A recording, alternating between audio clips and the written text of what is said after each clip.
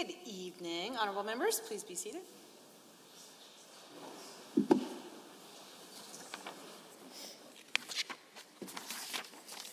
Under Government Bills and Orders for third reading, Bill 2, Financial Statutes Amendment Act 2022, the Honourable Mr. Taves. The Honourable Associate Minister of Natural Gas and Electricity. Thank you, Madam Speaker. Sorry, are you moving Bill 2 No. on behalf of the Minister? No. Are you moving some sort of motion that's okay? Yes. Thank you, Madam Speaker. Given how important it is to provide support to Albertans facing higher utility bills, it's important for this Assembly to immediately pass Bill 18. Therefore, I rise to ask for unanimous consent to waive the necessary standing orders in order to proceed immediately to second reading of Bill 18, the Utility Commodity Rebate Act. Heard that motion. It is a unanimous motion. Is anyone opposed? Please say so now. Opposed. Unanimous consent is not granted. We'll proceed with the Honourable Minister of Finance and President of Treasury Board. Well, thank you, Madam Speaker. I rise tonight to move third reading of Bill 2, the Financial Statutes Amendment Act 2022. Madam Speaker, Bill 2 would implement many of the technical measures introduced in Budget 2022. And Budget 2022 marks a fiscal turning point in the province. It marks a time when we stop adding to the debt burden of future generations of Albertans.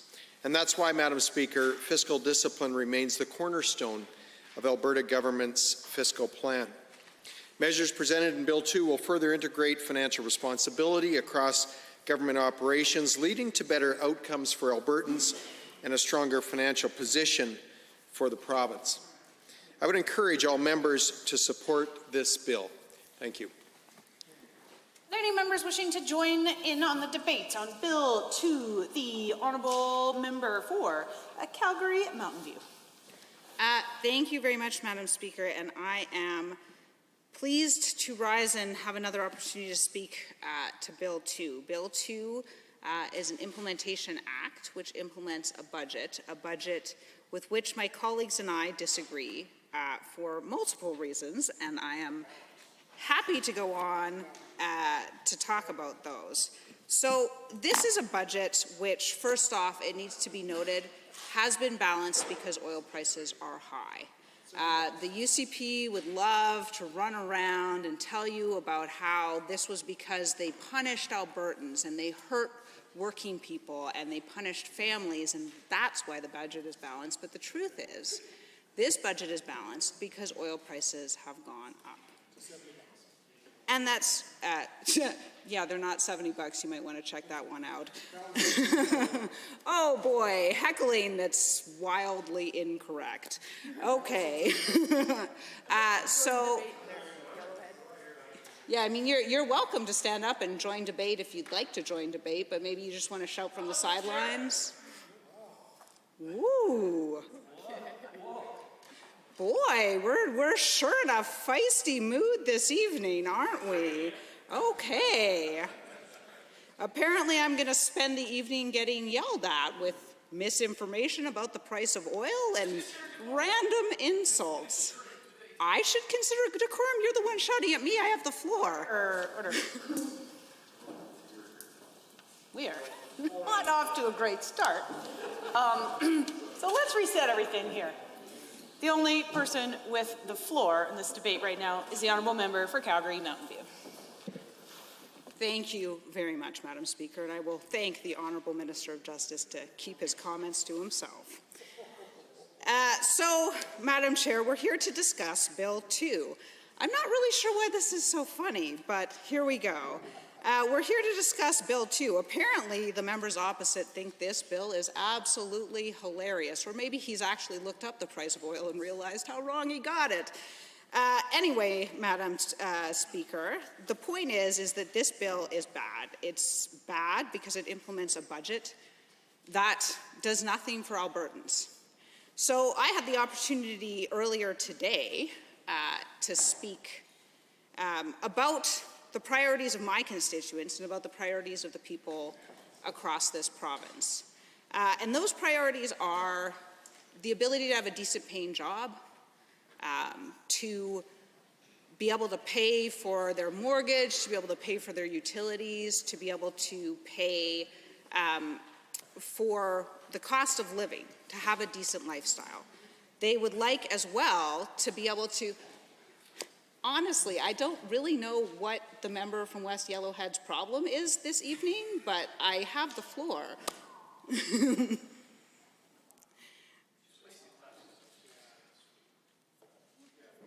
Okay. I'd be happy to carry on. Do you think you can maybe hold your comments? No? Okay, fair. Well, apparently this government isn't interested in hearing debate this evening, which is, I guess, pretty much in line with their general behavior towards the people of this province, so I shouldn't be totally surprised that they have nothing but sneers and insults. This government has brought forward a budget that doesn't respect those priorities, that doesn't respect the priorities of the people of Alberta. This budget is balanced off the backs of the people of Alberta. The average family will lose $500 just because of the changes in the basic personal exemption in the Income Tax Act. So this is something that the current Premier used to rail against when he was in opposition in the federal government. He called it pernicious, he called it insidious, he talked about nasty tax grabs, and now he brings forward a budget that does exactly that, that takes money out of the pockets of working Alberta families. In addition, we're seeing families lose from the child tax benefit. Madam Speaker, I think one of my favorite things that we accomplished while in government was cutting child poverty in half. We cut child poverty in half in the province, and that was in large part because of the Alberta Child Tax Benefit. It supported working families to make sure that they were able to provide a decent standard of living to their children, and I think that that was incredibly important. I think it's also worth noting that this budget has de-indexed a number of benefits that this government promised to keep indexed. So when we were in government and we brought in an act that indexed things like AISH and seniors benefits and a number of other benefits on which many Albertans rely, the UCP voted in favor of it. They said they would maintain it. They said they were in favor of it. They spoke at great length about the importance of that measure, and yet as soon as they got into government, they repealed it. And so for a recipient on AISH, they'd lose about $3,000 in purchasing power, and that's incredibly hard. In addition, they've been altering the way the seniors benefit works. They've altered who is eligible for the seniors drug plan. And I know that they think it's hilarious to talk about how the seniors drug plan should only be for seniors. But Madam Speaker, I think it's worth understanding who it is we talk about when we're saying that, because I've certainly heard from families who are in situations where, whether through the devastating loss of a loved one or a loved one's struggles with mental health or addictions issues, the grandparents have taken on custody of the children. And I think that's the right thing to do. I think that that's something they do out of love for their family, and I think that it's something that a government should respect and support. And I think that throwing those children, those dependents, off the seniors benefit is absolutely the wrong thing to do. And we saw recently a report that came out that demonstrated just how many people were thrown off as a result of those decisions. So those are a number of ways in which, this government has been extremely problematic for families. It's worth talking as well, I think, about other costs that have been rising. So recently, we saw a report released very, very late into insurance costs. And demonstrating the hundreds of millions of dollars more that families were paying in insurance costs. And unfortunately, the government has sort of supported that happening by removing the cap. And that has been very, very challenging. Some people have seen it go up as much as 20 or 30%. And of course, you know, their incomes have not gone up with that. And add to that the fact that they're losing a lot of their purchasing power by this de-indexation that the members over there used to rail against and now apparently support this year. So a lot of families have had incredible struggles with that. And this is a government that tried to hide that report. They tried to keep it from Albertans. They claimed that the information was available online until we proved that that wasn't correct. And then they had to correct themselves and release the report. So it's no great wonder, I suppose, that no one trusts them. So adding on to utilities is also the cost of tuition.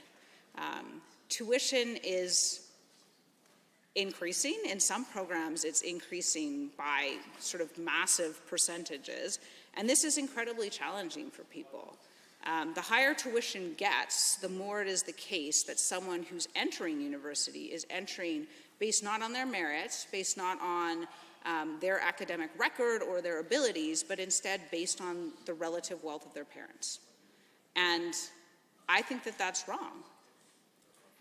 I think that people who want to access education should get to access that education based on the work that they put in and the work that they did, and their sort of ability to work hard for that, and not based on the family into which they were born. People don't choose to be born rich or choose to be born poor. They're born where they're born, and I really think that this government's choice to punish them by cutting off their access to education is just wrong. Those students deserve to learn just as much as any other students, and I think that's incredibly problematic. On top of increases in tuition fees, we have increases to the amount, the interest charged on student loans. And the interesting thing about this is, so what happens is the government borrows money, the government loans that money to students. It used to be the case that the government loaned that money to students at the same rate that they borrowed it. They don't do that anymore. Now they add on an additional percentage. So essentially what they're doing is they're making money off student borrowing. I also think that that is incredibly problematic. As I'm sure many members of this House are aware, I've gone back to school a number of times, and you know, I have talked to a lot of students, and particularly when I was in law school, where we're subject to differential tuition, a lot of people came out of that with a lot of debt, like six-figure debt often, which is pretty hard to get out from under. And it forces people to make choices in their career where they may want to choose to go into a public interest pursuit, but they're not able to because they're having to pay off that debt. It forces them to choose what they're going to go on to do in terms of graduate work. It limits their choices. It limits their choices to pursue what contributions they can make to the world around them. And so I think that that is incredibly problematic because first, they get hit with tuition fees, and then they get hit with this increased interest, and it just makes it harder and harder for those who have put in the work, who have the grades, but just didn't happen to be fortunate enough to be born into a rich family, to make that to make it through university because it's just gotten out of reach. So that's incredibly problematic as well. Other things in this budget. So, I mean, certainly the government seems to love to go on about how, about the education budget. So I think it's worth noting that the thing we educate at the government of Alberta in education are students. They're not capitas, they're not dollars, they're students. And So when there are more students in the system and the same amount of money, that means there's less money for each student. Most people would call that, I think, a cut. And there have been a lot of years of cuts. And I personally am incredibly aware of this because I have a daughter who's starting public school in September. And when she enters, she will enter a system in which there are tens of thousands of additional students and 1,000 fewer teachers, not to mention the number of fewer educational assistants that will be available for those students. So this is all incredibly problematic. And I think it is emblematic of a government and a caucus that doesn't understand the priorities of Albertans. And like I said, those priorities are generally pretty straightforward. They would like their children to have access to the same or better opportunities that they had access to. That requires education. It requires advanced education. It requires that everyone have access to a doctor. And there's another area in which this budget and this government have fallen down.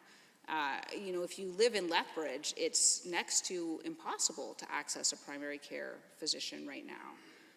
That's challenging. It's genuinely challenging for people. They're having to drive several hours to access primary care in another location. It's all well and good for the government to tell them that they're thinking about working on a plan to someday have a plan to implement something to work on it. But, you know, it's been years like this, and that is an incredible challenge for individuals. And they don't want to wait. When your kid is sick and you have to drive them 2 hours to see a doctor, that's not something you're willing to wait years for someone to fix. So I think that is incredibly problematic. And so, you know, what people want is access to education, access to doctors, to an ambulance when they need to call an ambulance. They want a job that can pay their bills. And these priorities of Albertans just aren't reflected in this budget. They aren't reflected at all. We see a government that has, you know, billions of dollars to give away to profitable corporations, that defends increases in insurance, that defends an Americanized health system, that takes away overtime pay from workers. This is problematic. This affects people. It affects the people around us in this province every day. And I think at the end of the day, this government would be well served by listening to those Albertans and by listening to what it is that they are going through and to what it is that they want and what it is that they need. I think it's worth talking a little bit as well with respect to this about, so one of the bills, I guess I can't talk about another bill that's before the House. This government has indicated to folks that they want to come forward and assist them with the cost of their utilities. I think that's great. I think the problem is that this has sort of been delayed and delayed and delayed and delayed. And I think fundamentally what they fail to understand is that this is urgent. It's genuinely urgent for people. And that, I don't know, I mean, I sat in a government, I've seen a fair amount of legislation drafting happen. I'm gotta say a little surprised that it takes 5 weeks to copy an act from 2001. But I think the situation is urgent. So, you know, those are the things that I am primarily concerned about, is about people's access to education, to teachers, to a modern curriculum that will that will help them as they go forward in the world, people's access to healthcare, to doctors, and to an equitable health system. I think that that's worth pointing out as well, because, there's a lot of talk about publicly funded versus publicly delivered. So it's worth noting that pretty much every credible study ever done has demonstrated that adding a private tier to a healthcare system assists everyone only in situations where more money is put into the system. So if no more money is put into the system, if the same amount of money is put into the system, the addition of a private tier not only doesn't help people, but overall, it drives metrics downwards. And the reason that happens is that the private facility can take the simplest of the surgeries, the least complicated of the patients that require, less time, less stay in the hospital, probably less time in surgery, and they get the same amount of money, leaving the public system with patients that require more care to be dealt with the same amount of money. So instead of those who need the most care getting the most care, those who need the most care get the least care, and that sort of slows the entire system down. So that's been, I would say, fairly heavily demonstrated, and I think it's problematic. Ambulances also, another area. Nobody ever wants to call 911 because their kid is choking and hear that there's no ambulance available for them. Nobody wants to call for their loved one having a heart attack and hear that there's no ambulance available for them. That's incredibly problematic. And it's a problem that really ought to be treated with significantly more urgency than this government has treated it. It's a huge challenge. Other priorities include, decent paying jobs that are able to cover the cost of living. We talk a lot because the cost of living is going up. It's going up for a number of reasons. Obviously, tuition and the servicing costs on that tuition is directly within the control of the government. Electricity and insurance rates were both subject to a cap that's been removed. So again, government decisions. There are some other costs that arguably have other causes.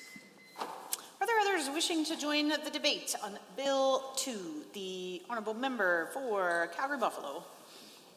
Madam Speaker, for the opportunity to join debate on Bill 2. Like my colleague, I'll stand in opposition to this bill as well. And it's difficult to have respect for a bill that does not continue the fight against child poverty that we started. We reduced child poverty by 50% in 2 years as a result of the government programs that were there. This government has chosen to stop that and to let child poverty increase. And so I was incredibly proud of the work we did, and my colleague from Mountain View, Calgary, has talked about some of those programs, the Alberta Family Benefit, so that children can have at least an equal start from the get-go. And what they make of that start becomes up to them further down the line, but at least they have the opportunity. And this government, as I said, has done the opposite with regard to that. And so I will not be supporting this budget, this Financial Statutes Amendment Act 2022. I also agree that it's fairly simple, the kind of focus, I think, of a government. There's a focus on the important things that governments can do around education, around access to health care, around respecting workers in this province, around doing their part to ensure there's a decent quality of life for every Albertan. And just on those 4 brief points that I've mentioned, my colleagues, both in the education, the critic for education, K-12 education, as well as PSE, have pointed out how the significant cuts to both of those programs have caused significant disruption across this province. Hundreds of millions of dollars removed from both of those systems, which have left them scrambling. And even today, the superintendent of the Edmonton School Board talked about how this is the most difficult budget. And he's been there for 9 years. He said, this budget is the most difficult one for the Edmonton School Board that he's ever had to face. Now, he's not talking about the NDP years of 15 to 19. He's talking about this budget from this UCP government. So there's corroboration there of the lack of interest and care this government has taken to ensure that important systems like the primary education system in this province stays strong and healthy and does the best job it can for our young future leaders. With regard to health care, we know that hundreds of millions of dollars again have been taken out of that system, that there has been open warfare between huge sectors of the healthcare system, whether you want to start with doctors, whether you want to go to nurses, whether you want to talk about allied health professionals. They have all suffered under this government and are exhausted, have worked through 2 years of COVID and protected the people of this province. And they get in return from this government the derision that comes across because of the ongoing fights with those sectors. You just have to look at the number of closures of health facilities or reduced services of health facilities across this province under this government. Yeah. I saw a number of them were closed. I think it was up to 20 that I actually counted up that were either reduced services or closed, and the citizens in those areas could not go to them, or they had to wait incredible amounts of time to be seen. And my colleague, the critic for health, talked about how one doctor, and I think it was just earlier today, he talked about how one doctor had to see a patient in the parking lot in that person's car because there was no room in the emergency ward to see that person. Now, that's happened under this government that talks about balancing the budget, and I think we're making it very clear that it's balanced on the backs of Albertans and the services that they depend on. So respect for workers in this province, that's what, every Albertan wants to be respected. They go to work, they want to come home at the end of the day healthy and happy and go, continue to provide that support through their wages to their family. Again, fights with members of this government bureaucracy, prosecutors, crowns, and as a result, we have a demoralized public service who are just waiting for the opportunity to see a government change so that they can be actually respected in their workplaces. And lastly, the quality of life. I think it's pretty remarkable that Alberta continues to have a decent quality of life when they've got the UCP at the controls of government, because I know from my own critic portfolio, municipalities are saying that their lives in municipal government are extremely more challenged as a result of the not only cuts. Certainly there's been hundreds of millions of dollars of cuts to municipal programs, things like MSI, the $5 million, that were directed towards the City of Calgary to help revitalize the critical central business district that is downtown Calgary. $5 million, when the City of Calgary put up $200 and about $30 million to incentivize and improve the downtown, which has taken such a hit as a result of the change to the oil situation in this province. It has taken such a hit that now 30% of the towers in downtown Calgary are vacant. And potentially, they're not going to get filled up by oil anymore, businesses. They're going to have to look at diversification. They're going to have to look at other businesses who will come into the downtown, but not only businesses.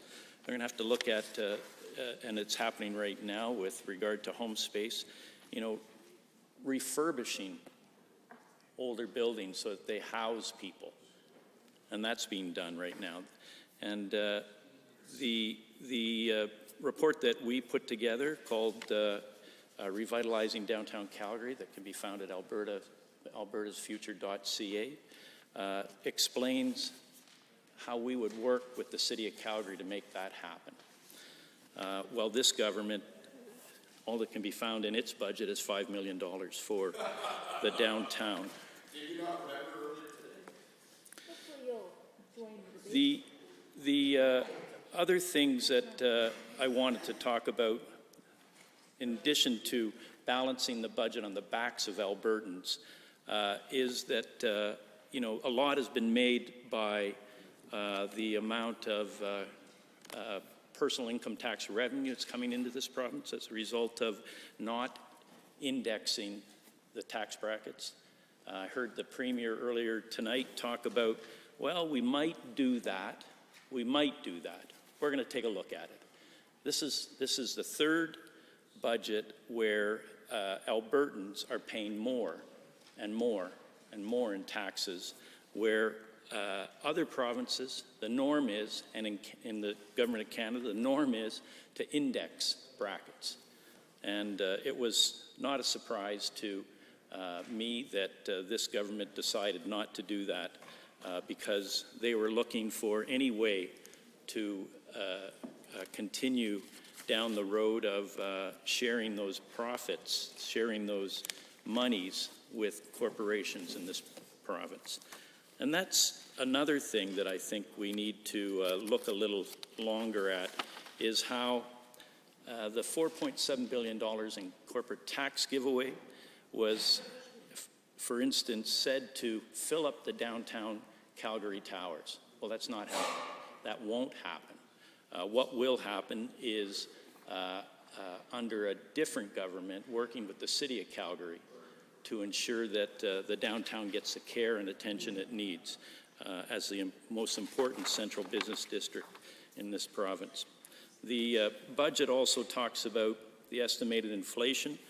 So already it's pretty offside with the inflation that's currently present in Alberta, and it's offside by about half the amount, which is going to be, and we're already seeing it, Albertans are struggling with the costs and the impact on their daily budgets as a result of the high increase in inflation. And this government's got no help for that.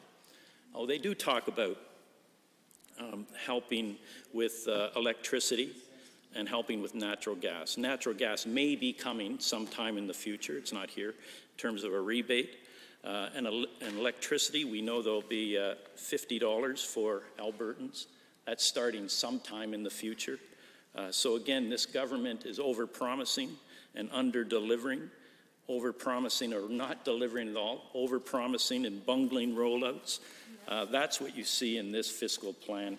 That's what you see in this Financial Statutes Amendment Act. Madam Chair, the budget provides no real relief to families in this province at this time. And that's something that when we were government, we were most mindful of, is that families are the backbone. Families and the workers that are embedded in those families are the backbone of this province. But this government the UCP government seems to believe that insurance companies are the backbone of this province. They seem to believe that corporations who can count on $4.7 billion of tax giveaways are the backbones of this province. That's not why any of us, I think, got into politics. Perhaps I'm being too generous with the other side, but I think people got into politics because of a desire to ensure that there was a good quality of life for their neighbors, for the people in their communities, that there was, that they helped work out the problems and issues that would be brought to them. I didn't get into this to ensure that insurance companies could walk away with billions of dollars in profit and Albertans would suffer as a result. I didn't get into it for that reason. I got into it as a result of an interest to try and change policy at the local level.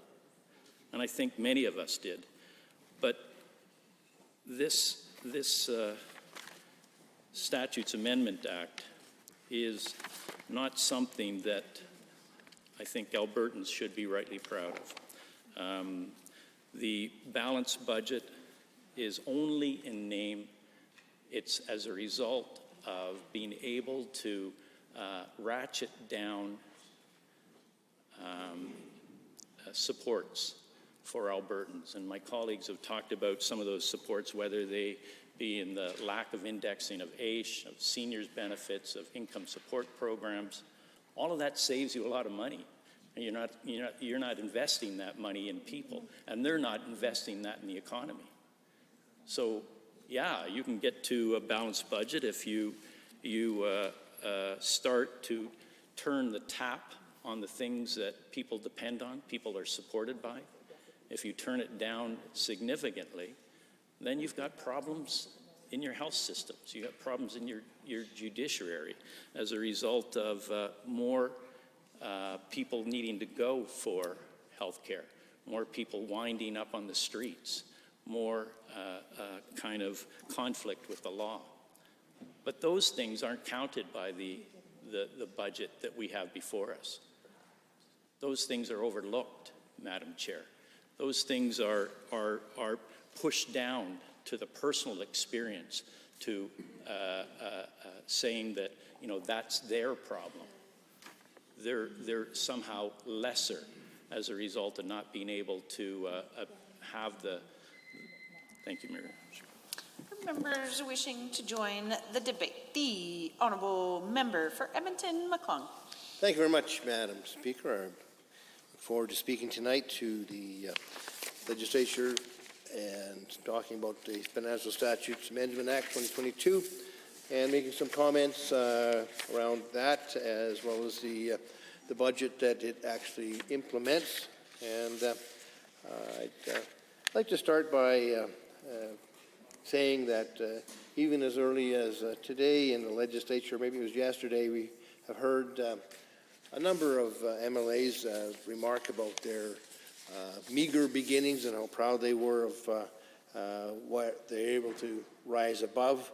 And I think there's a lot of similar stories in this legislature, and has been a theme throughout other legislatures in the past, where MLAs and their families have started with basically nothing or went through hard times and have come through the other side and made good.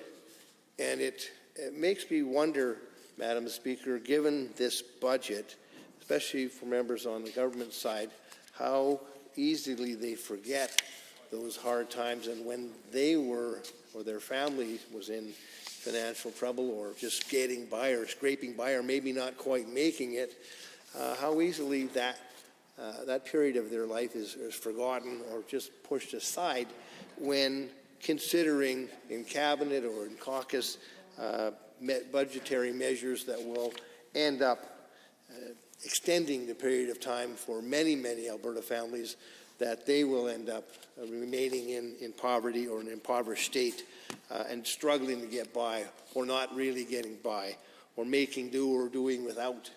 I too came from a family of 6 which went through some difficult times, and there was no money left over at the end of the month after my father suffered construction accidents. and we knew we'd be wearing our cousins' winter coats the next year. My mom never had a winter coat for a new one for 17 years from the whole time I went to school until after I was in high school. So, I mean, lots of stories abound in this legislature about that type of difficulty in families.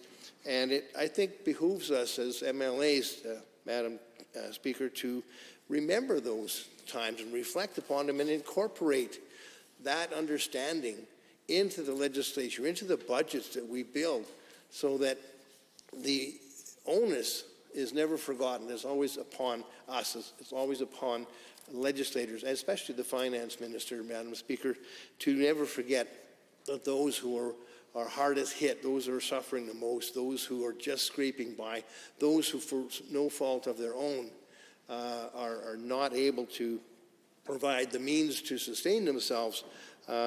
These are the people that should be uppermost in the mind of any finance minister, Madam Speaker, in order to ensure that these people have a dignity and a quality of life that we would be proud of to say we provided to our own family. Because, in fact, Madam Speaker, these people are part of the Alberta family, and that's something that I'm saddened by when I see some of the measures in this legislation, in the budget, indeed, that's has been before us, and in the Implementation Act that we're debating here tonight. This government is operating on a wing and a prayer. They're winging it, and they're praying that the price of oil will once again resurrect their chances at the polls and get us out of the economic crisis that's been caused by a number of difficulties, including the pandemic that we've been going through in Alberta in the last couple of years. But, Madam Speaker, the government says one thing and does another in attempting to convince Albertans that happy days are here again and that the pandemic is over, when in fact the happy days are happening for a select number of people, but the pandemic certainly isn't over. We're looking at a sixth wave that's oncoming, and we may not know exactly when it hits because we don't have the data to verify exactly what's going on in the province with respect to the COVID infection rate. So a lot of us are in the dark to know exactly what risk that we're facing.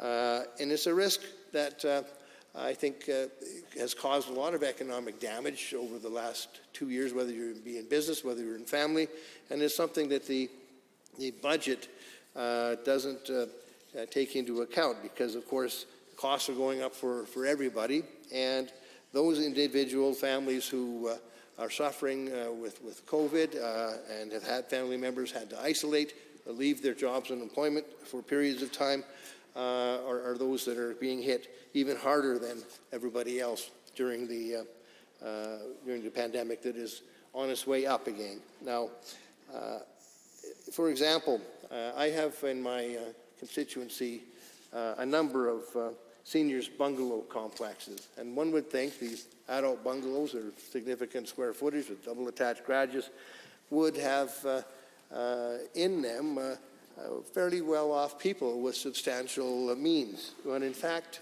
if indeed you do the door knocking that I've done in the constituency, I find out that these folks as well are just getting by, if they're getting by, because of course they'll suffer in their elderly years some debilitating diseases and injuries, and there are costs there that they've had to bear.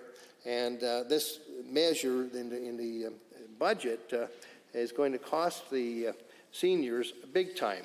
A seniors couple getting the Alberta Senior Benefit will lose $750. That's a chunk of change.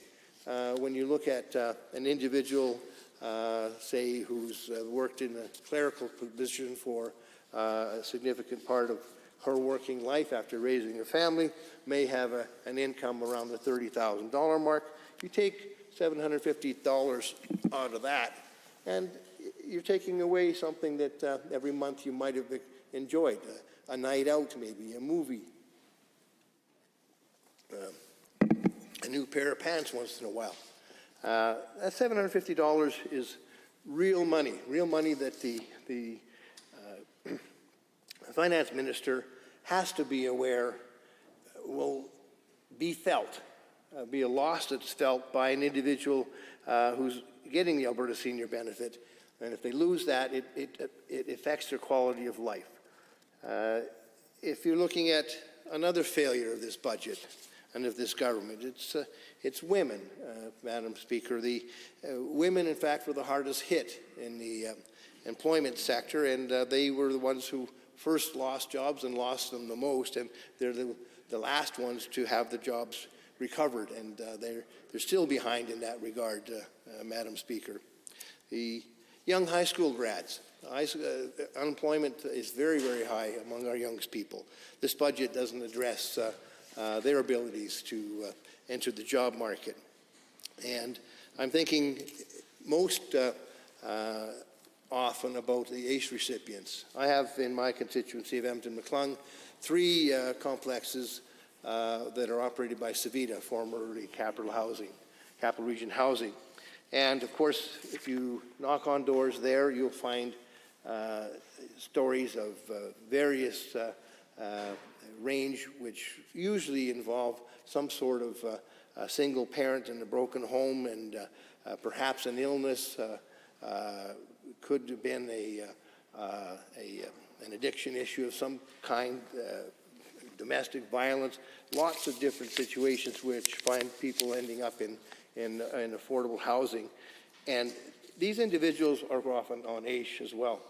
And if you're looking at losing $3,000 in real purchasing power, which is what happens to individuals on ACE as a result of this budget, and you're looking at earning approximately $22,000 on an annual basis, take that out of your wallet on an annual basis, Madam Speaker, and see how much more difficult it is for you to get by. It's not a simple thing, and I think all of us can relate to that. There's thousands of people in Alberta who live on that kind of money, who exist on that kind of money, and taking $3,000 out of their pocket in purchasing power as a result of the failure to index to inflation the benefits is something that I'm hoping this finance minister argued against in cabinet, but apparently he wasn't able to convince the rest of his colleagues to see the wisdom of protecting the most vulnerable people in the province. I can't imagine it was him making the proposal. I'm sure he was defending those individuals, but unfortunately wasn't able to win the day. I did mention earlier, of course, about the fact that government is singing "Happy Days Are Here Again" and the pandemic is over. But my mother received a phone call about a week ago, and it was from a woman she's known since childhood from her small village in Thorold, Mary Yakimic, and she was in tears because her son, Bobby Yakimic, a fellow that I had known, a little bit older than I, had just died. He'd contracted COVID-19, and he ended up having a case of pneumonia, and he died. It took him about 3 weeks, age 72, otherwise healthy. So to be told that things are behind us and COVID's in the rearview mirror and it's a mild disease doesn't give me any comfort, Madam Speakers. I certainly fear that we are going to see increasing evidence about the long-term effects of COVID and long COVID. And it appears from the emerging science, Madam Speaker, that anybody who's infected has a chance of having some form of a brain damage. And it's something that we hope doesn't become established scientific fact, but it certainly seems to be emerging as a residual effect of this so-called mild disease. Now, one of the things that we'll also see as a result of this budget is that the Alberta Child and Family Benefit not being indexed to inflation is going to cost Alberta families about $450. Now that's once again another failure of this budget and this finance minister to look after people in this province, when in fact the coffers of the government are filled with oil money as a result of the global price of oil going up due to global conflict, and the government is still suggesting that the plan to balance their budget is one that they've made a great success out of. But in fact, what they've done is balance the budget on the backs of the least able to afford it. And that always seems to be the go-to place for Conservative governments, rather than looking at ensuring that always those people able to least afford it, those who are hardest hit, those who are the underprivileged, those who are the disabled, children, all these individuals are seemingly the last ones to benefit and the first ones to pay when it comes time to balance the budget under a Conservative government.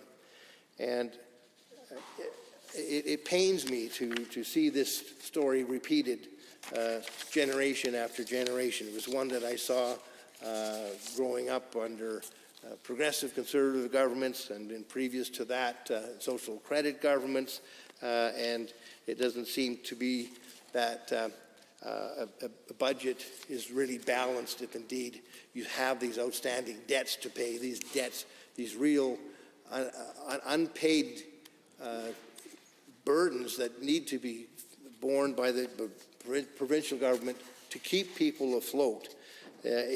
How can one say, Madam Speaker, as a finance minister or as a government, that the budget is balanced when we're taking $3,000 away from ACE recipients, when seniors are being deprived of $750 of benefits, when a family is losing $450 a month?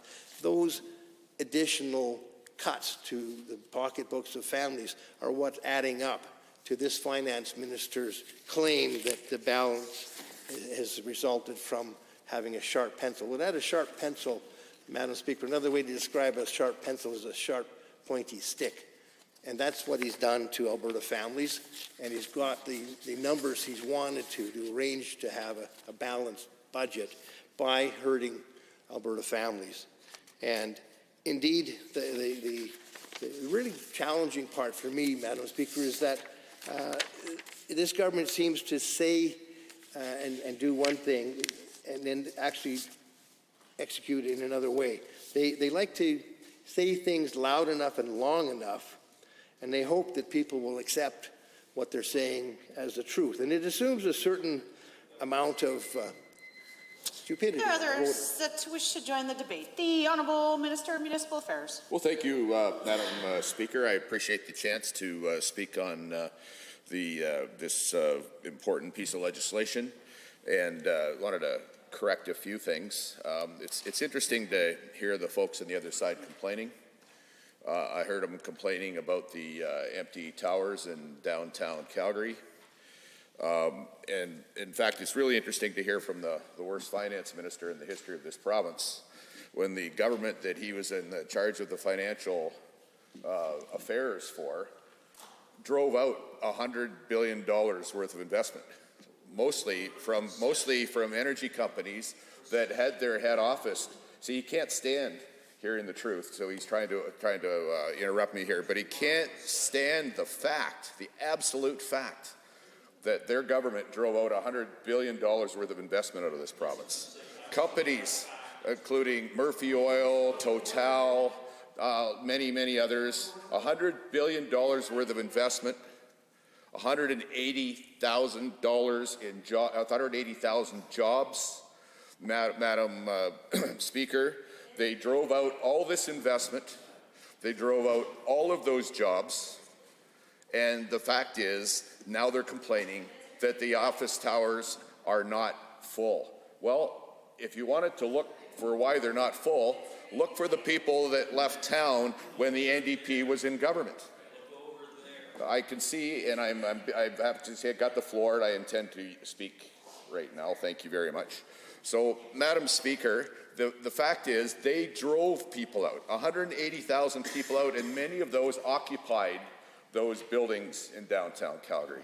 Those buildings that, until the NDP showed up, were paying a big portion of the property taxes for the city.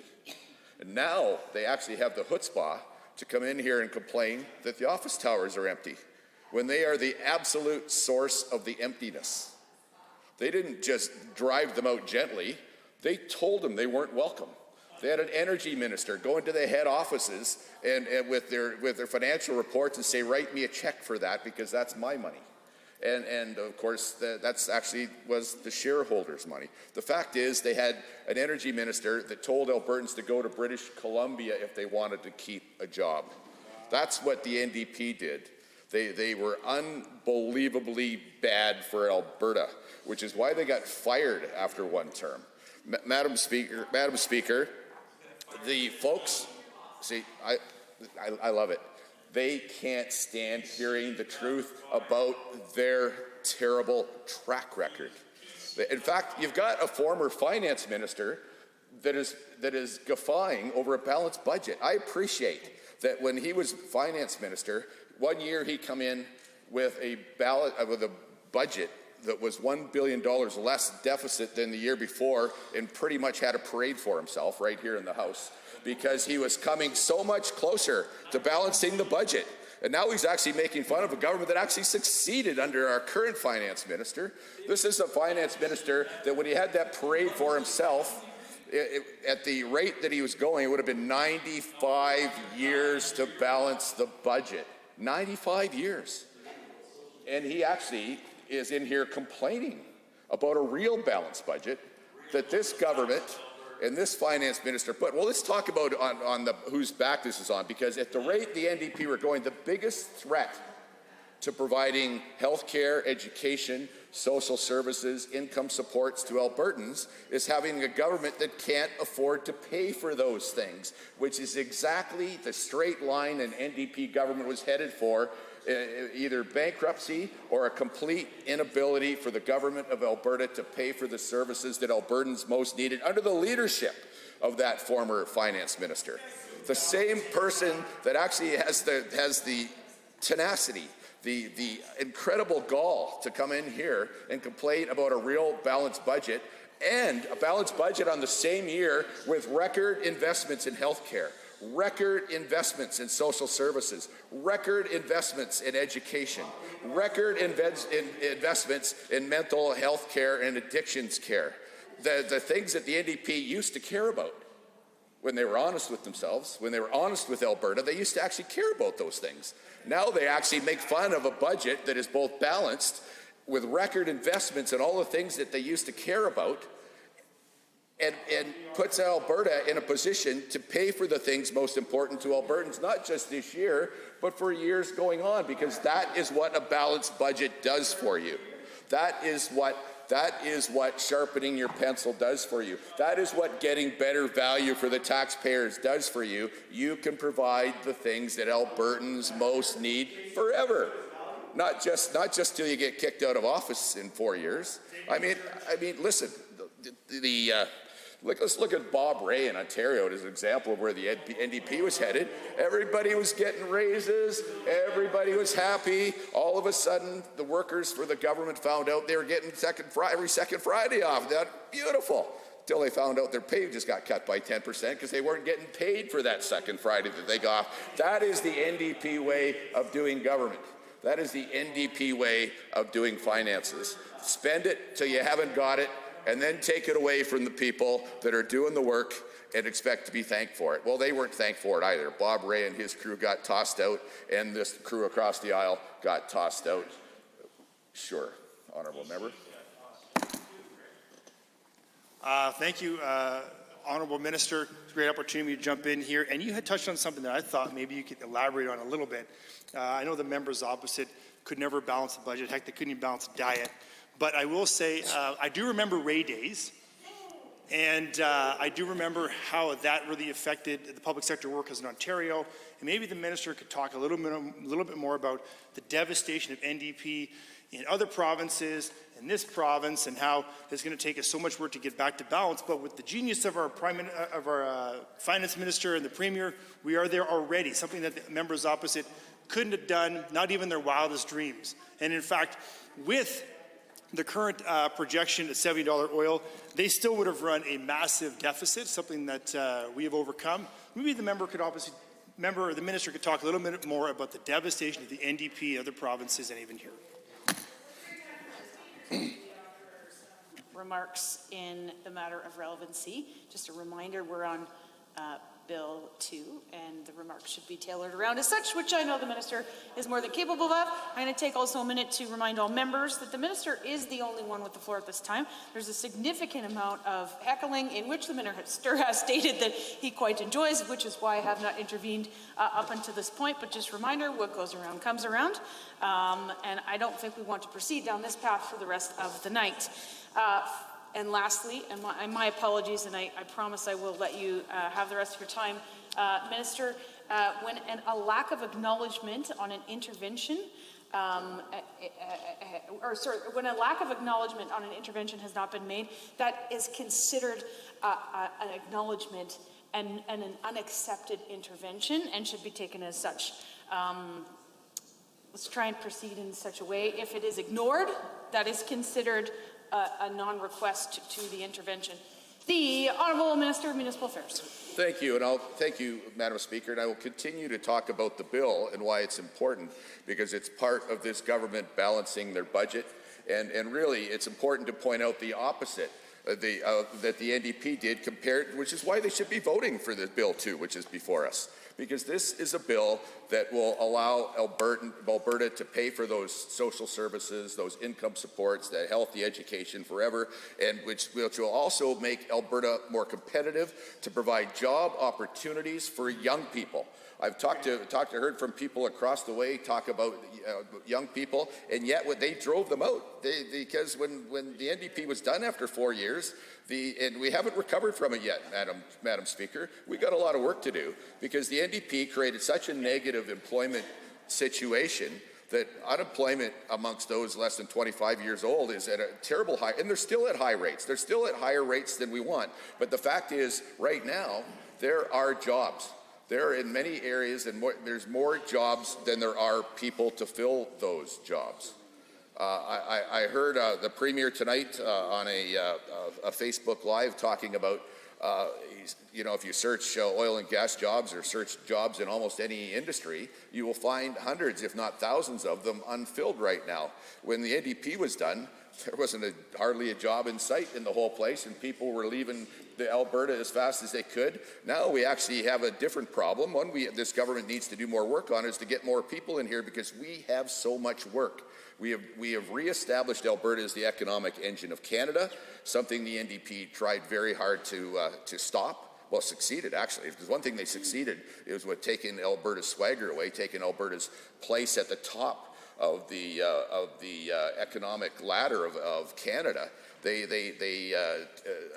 started with a government that was at the top and took it to the bottom in 4 years, and then wondered why they got fired. It might have been because they weren't paying attention to what matters to Albertans. And that is why we need to support Bill 2, because it supports job development. It supports opportunities for our young people to keep us here. It supports post-secondary education and much more, as the minister here always talks about in question period about the fact that there's much more support for low-income Albertans and those that might otherwise not be able to support post-secondary 15 million post-secondary education, and that's the future. That's the future. Under the NDP, the future is running out the door. We haven't solved that yet as our government, but by gosh, we're sure working hard at it, and there's way more opportunities for them now than there was 2.5 years ago when this government side took government. And Madam Speaker, that is why it's important. That is why when the other folks laugh at controlling expenditures, I don't know why they do. Because we balance the budget again. It's really important. This is why they should support this. We balance the budget with record spending for health care, record spending for education, record spending for social services, record spending for addictions and mental health. We've actually are supporting the things that Albertans care about much better in a much stronger way than the folks across the aisle did when they botched government. And we're in a position to do it potentially forever, because that's the beauty of a balanced budget. So I got to say, and it wasn't easy. There were some hard decisions made, but we are supporting the most important things, more than the NDP ever thought about. And we're setting the province up for success again. So with that, Madam Speaker, I think that says what needs to be said. You've got a tale of two governments, a tale of two finance ministers, a radical success versus a radical failure across the aisle, and that's why we should support Bill 2. The honourable member for Edmonton Whitemud. Thank you, Madam Speaker. I appreciate the opportunity to speak in third reading of Bill 2. I had the opportunity to speak at second reading. It's always great to speak again. Was going to start to complain that it was starting to get a little cool in the chamber. I was feeling this blast of air conditioning coming from this side. But then I just felt this large blast of hot air from the other side, and now I'm all warmed up again. So I'm feeling good, Madam Speaker, and I'm pleased to speak to Bill 2 again. I think what's really a couple of things to say about this bill. The first is that what I find very striking is that this bill really solidifies the decision by this government to continue to tax inflation, which really is on the back of Albertans. And we've been on this side of this House, Madam Speaker, raising this issue for some time. It's a bit of an in-the-weeds kind of thing that not a lot of people would see happening, the decision to de-index personal income tax from inflation, which really means that all Albertans are going to be paying a little bit more. But what I find striking, Madam Speaker, is the number of times that we have brought this issue up. We have never actually heard the Premier or the Finance Minister actually respond to that, actually acknowledge that they have done the very thing that the Premier used to call insidious and a sneaky tax grab, because it is such a blatant hypocrisy for claimed fiscal conservatives, as the Premier has railed against it when he was the head of the Canadian Taxpayers Federation and spoke about it at length and critiqued, and as an MP he spoke up, and yet not once has the Premier even acknowledged it, nor has the Minister of Finance, which goes to say, now listen, this government has done a lot of things that are hypocritical, a lot of things that they've gone back on their word on, but on this one they remain incredibly silent, consistently. And just once, I would appreciate one member of that UCP caucus, one member of that front bench to actually stand up and acknowledge that they are doing the very thing that they claimed they would not do. Now, we know the Albertans have kind of gotten used to that from this government, but this one is key to the heart of who they are as fiscal conservatives. It's key to the heart of who the Premier is, key to the heart of who I suppose the Minister of Finance is. Key conservative values about not taxing individuals' income tax, certainly not increasing their income tax behind their backs. And yet they've done that very thing. The fact that they continue to remain silent and all their heads are down and they're not going to stand up and speak to this very issue, and I'm certain they'll stand up and they'll yell at us and do all kinds of other things, but none of them can actually stand up and speak to the fact that they are doing the exact thing that they claimed they would never do, and that is core to who they are. Because, let's be honest, at this point, do they even know who they are? Honestly? What are their values anymore? What are their principles? They can't seem to agree with each other. They can't seem to listen to Albertans. One side is calling the other side lunatics. The other ones are calling them, I don't know what they're calling them behind their backs. We can only imagine, guess, based on what we hear on recorded tapes of conversations. But I don't even know if this caucus has a clue what their values and principles are. And frankly, the bigger issue is that Albertans don't know either. So this is something that I would love for one member of the UCP caucus to stand up and admit, yes, we have done the very thing that we said we wouldn't do, which is bracket creep. Just say the words. The Premier has said it many times as an MP. But will they say that in this House? Admit that they did bracket creep. So we hear a lot of bluster about two things. One, I'm not surprised that the Minister of Municipal Affairs and many other UCP members will stand up and want to rail against, the NDP when we were in government for 2015 to 2019. Of course, what they are hoping, and what they're hoping that Albertans will forget, is that they've actually been government for 3 years now. Yeah. So they can talk as much as they want about what happened in 2015, 2019, but where are they on their record from 2019 to today's date? Because on their record, let's be honest, before this the international rise in oil prices, this government was actually going to have the largest deficit and the largest deficit of any government in this province. The only reason they don't is because they won the lottery. Now, they won the lottery, but Albertans have not. They got a special benefit of rising oil prices, which they know they did nothing to create. And so that balanced budget, as they keep talking about, this is the second issue, Madam Speaker, is good for them. But as we are seeing from this bill, from everything we're hearing, and I know they're hearing it from their constituents as well, Madam Speaker, is that it is not helping Albertans. Because Albertans are paying more at every step of the way. They're paying more in income tax because of this government. Their benefits don't get them as far as they used to. In fact, they're actually losing money because of the rise of inflation. We know that Albertans are paying way more in utility rates, way more in electricity, way more in car insurance, all the things that this government not only lifted the caps on, which would do a huge benefit for Alberta families right now as they're trying to pay the bills, but all of those rebates that they've now promised, we actually found out they're not coming for months and months and months. Now, I know it takes months to do a leadership review for this party. Yeah. I understand, especially when the rules keep changing and they're fighting with each other. That can take a long time, and we all hang in the balance. But you'd think they'd be able to, I don't know, copy a piece of legislation that was already written and produce that in faster than 5 weeks. You'd think by how quickly they say fired the elections commissioner or fired 20,000 EAs at the beginning of a pandemic that they'd be able to create regulations to actually benefit Albertans right away. No, and I think actually if we had an election tomorrow, we would find that this government would also be fired pretty darn quickly. And I invite them to call the election. And honestly, given the chaos that's going on in their party right now, maybe some of them want an election, maybe some of them won't, because they wouldn't get their seats back. So I understand there's going to be conflicted feelings about that. But over here, we're pretty confident that an election is something that Albertans want, and we're pretty confident it's something that we would welcome as well.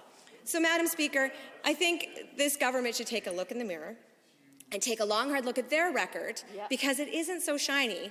And while it may be good for their bottom line of their budget balancing their books, Albertans are paying the price. And they see and they know that this budget has been balanced on their backs. And now it's about time, I think, for this government to take accountability for that. Thank you, Madam Speaker. The Honourable Minister of Advanced Education. Madam Speaker, and happy to take the opportunity to talk a little bit more about our government's record and the things that our government has accomplished. Because as the member says, and I agree, it's not useful and worthwhile to talk about what happened between 2015 and 19. We all want to erase that period from our minds because it was a very dark time in the province. I remember when I was out door knocking in that period, Madam Speaker, when I would ask people at the doors what their number one issue was, a lot of people would just laugh and smirk at me and say, I don't know, get rid of the NDP. That was their number one issue. So I'll happily agree with the member that we shouldn't focus on that period. Let's talk instead the last 3 years and what our government has been able to accomplish. Let's look at the record. First and foremost, as it relates to this bill, Madam Speaker, we've been able to deliver a balanced budget, the first balanced budget in more than a decade. And we did so, Madam Speaker, with the same same oil price projections that their government used. So to try and assert that we've balanced the budget because of a large cash windfall due to large energy prices is simply not true. We're using the exact same predictions for oil prices at $70 a barrel that the members opposite used. But you know what the difference is, Madam Speaker? Under their projections, their revenue projections at $70 for a barrel of oil, their government would continue to see massive deficits. But because our government made challenging and difficult decisions to get reckless and uncontrolled spending under control, we have now been able to present a balanced budget to Albertans. And this is important because a balanced budget will ensure that we have the capacity to continue to invest in needed and necessary social programs that I believe we can all agree are necessary and worthwhile to contribute. Apart from delivering a balanced budget Madam Speaker, let's continue to look at our record over the last 3 years. From an advanced education standpoint, as I've mentioned in this House many times, we're investing $171 million over 3 years to create 7,000 additional spaces in our post-secondary institutions. Madam Speaker, that's more spaces than the NDP created during their time in government. But again, let's not focus on their time. Let's focus on what we're doing. As well, we're providing $15 million in new spending to create new bursaries for low-income students. We're investing $12 million over 3 years to continue to ensure our scholarships are able to meet demand. We're investing $30 million over 3 years to expand apprenticeship programming to ensure all Albertans are able to find successful career pathways. We're investing more in work-integrated learning to ensure Alberta students can benefit from co-op opportunities and internships. We're investing more in supports for Indigenous learners to ensure every Albertan can access post-secondary education. As well, we're seeing record investment in many other areas of our economy, in film, in television, in the tech sector. All of these aspects and facets of our economy and society are increasing significantly, and that's a direct result, Madam Speaker, of the actions that our government has taken over the last 3 years. I'm happy to spend 15 minutes that I have here before you this evening and talk about our government's record in doing precisely that. I won't do that. I agree with the member opposite. I won't spend the entire 15 minutes. She has my word on that, but I'd be happy to, because I'm very proud of the record of our government in delivering what we were elected to do in 2019, in balancing the budget, in strengthening the economy, in returning job and economic growth to the province, and fighting to build pipelines. Madam Speaker, that is precisely what we campaigned on. That's precisely what we are delivering. I'm proud to stand by that record, and I'll be doing that by supporting this bill this evening. Thank you very much. Are there others wishing to join the debate? Seeing none, would the Honourable Minister like to close? Yes, Madam Speaker, I would like to make a few comments in closing. Tonight I've been listening with interest to the debate on both sides of the House. Appreciate all members engaging in Bill number 2, the Budget Implementation Bill. I do need to correct the record. Now, my colleagues have done a good job, I would suggest already, of really correcting the record, but some of these points bear repeating, Madam Speaker. We certainly heard the members opposite talk about the fact that this budget is balanced simply because of the high price of oil. Well, Madam Speaker, oil is high today. WTI was over $100 today. That's a high price of oil. But, Madam Speaker, I want to remind all members of this House that we didn't use $100 in our projections for the price of West Texas Intermediate, the price of oil. We use $70 for the upcoming year, $69 for the mid-year, and $66.50 for the out-year, Madam Speaker. So yes, higher energy prices were part of the story, but only a small part of the story, Madam Speaker. In fact, had we continued on the spending trajectory that we inherited from the members opposite, Madam Speaker, we would not have a budget surplus this current fiscal year, the next year, or the following year. We would have deficits in all 3 years. In fact, for the current fiscal year, which is the first year of this budget, instead of a $500 million projected surplus, we would be projecting a $6 billion deficit. Madam Speaker, fiscal discipline, fiscal responsibility matters. And that's what the members on this side of the aisle have brought over the last 3 years, and it has been, Madam Speaker, a team effort. But there's more than fiscal discipline, albeit fiscal discipline is so important. There's more than fiscal discipline to this budget, because I want to talk about one other thing. As we have worked hard to bring fiscal discipline, we've done it surgically and thoughtfully. We've done it by maintaining the highest levels of support for seniors of any province, the highest levels of support for families of any province. We've done it with the highest levels of support for the most vulnerable. Why, Madam Speaker? Because that matters to Albertans and that matters to this government.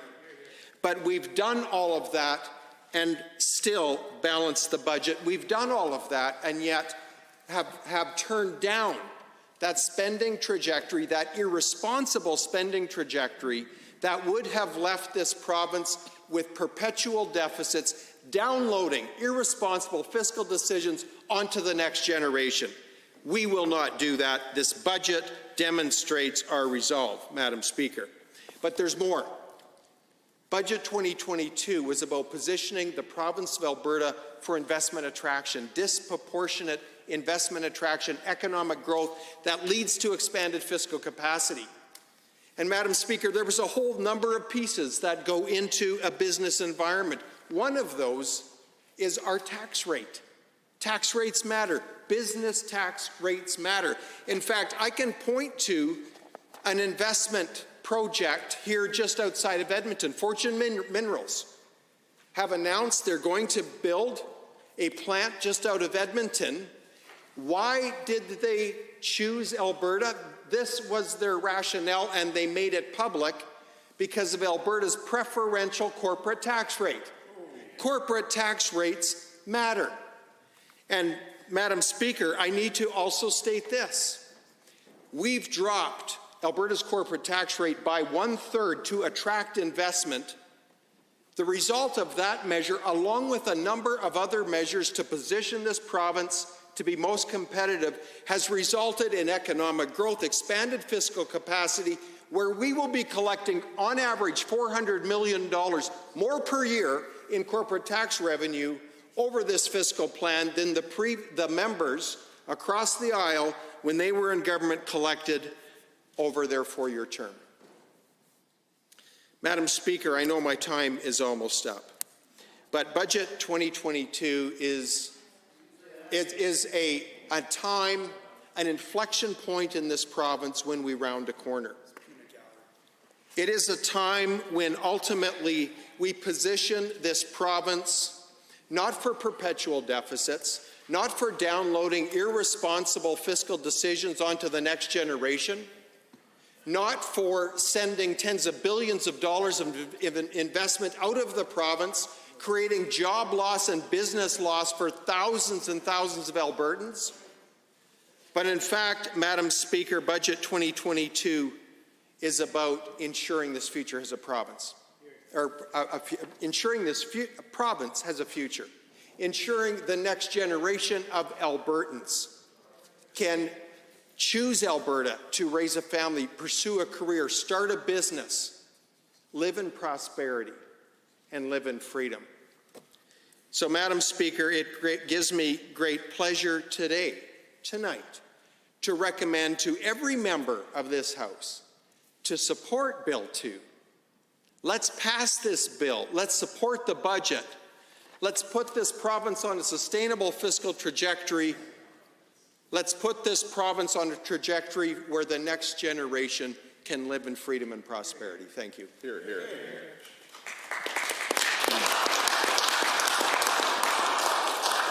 Members, the Honourable President of Treasury Board and Minister of Finance has moved third reading of Bill 2, the Financial Statutes Amendment Act 2022. Those in favour of the motion for third reading, please say aye. Aye. The opposed, please say no. No. That is carried. Bill 2, Financial Statutes Amendment Act 2022 is now read a third time. Under Government Bills and Orders for second reading, Bill 13, Financial Innovation Act, adjourn debate. Mr. Billis. Are there members wishing to join the debates on Bill 13 in second reading? The Honourable Member for Edmonton-McClean. Thank you, Madam Speaker. Pleasure to rise again this evening to speak this time about Bill 13, the Financial Innovation Act, in second reading.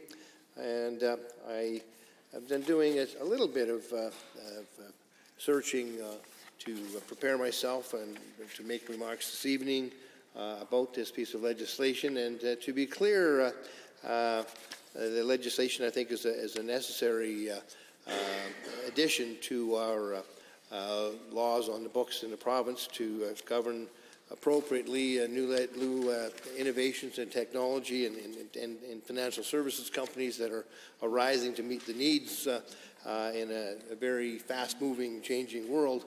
And the biggest issue that I think can be had with this piece of legislation. It's not that it's not needed, it's just that it gives the Minister of Finance unwieldy powers. It asking us to trust him. And this legislation, like many other pieces that we've seen before us from this UCP government, are pieces of legislation which demand that the government be trusted to not go too far one way or the other in making regulations, in this case, in a new field. And if one simply does a quick search to find the number of different fintech types of fintech companies that are out there, whether here in the province, across the country, throughout North America, or globally, it's a massively multiplying and exponentially increasing field of new fintech companies to serve any variety of needs that one might imagine. And it's actually very interesting to see some of the things that are coming up, whether it be a firm like Catalyx that provides blockchain trading platforms, or PayShepherd, a payment platform, a fintech payment platform. ATB Financial is, in fact, listed as one of those in Alberta that's involved in fintech. So if you just go right on through, you can find places like Chroma Technologies, financial technology and property solutions, to the rental experience. Bitcoin Well, a Bitcoin ATM company headquartered here in Edmonton. So there's lots and lots and lots of companies that are fintech companies, startups, in many, many, many cases that I think should be covered under legislation, so that they have a quote-unquote sandbox that they can be governed within. And the trouble with the legislation as we see it before us today, Madam Speaker, is that this sandbox, this framework that these companies will be regulated within, basically is filled with players that are decided upon by the finance minister according to the legislation. So whether or not it is something that needs to be done is not the question with this legislation. It's in fact a sector that employs more than 60,000 Albertans and growing, and we support the innovation in this space to grow and diversify the economy, but it's the latitude that is given to the minister involved that we have concerns with. These powers might assist a regulatory sandbox, but they also require the Assembly and the public to just trust the government to do the right thing. And we've, in this province, in many, many ways, I think it's been demonstrated, have lost trust in this government. And unfortunately, that's caused people to lose trust in government itself. But it doesn't matter whether we're talking about supportive services to human beings, like ASHAs we talked about, whether it's education, firing educational assistants, and getting into major spats with the ATA and teachers in general, firing doctors and ripping up contracts, any matter of portfolio that one wants to speak about, Madam Speaker, this government has found a way to create distrust and disharmony. And once again, that's why it gives me pause to want to see in Bill 13 a piece of legislation that once again requires us to fully put our trust in this case, the ministry and the Minister of Finance. And I think the better way of going about it was to not have all that authority rest with the minister himself, and to widen the narrow the discretion that he has under the legislation.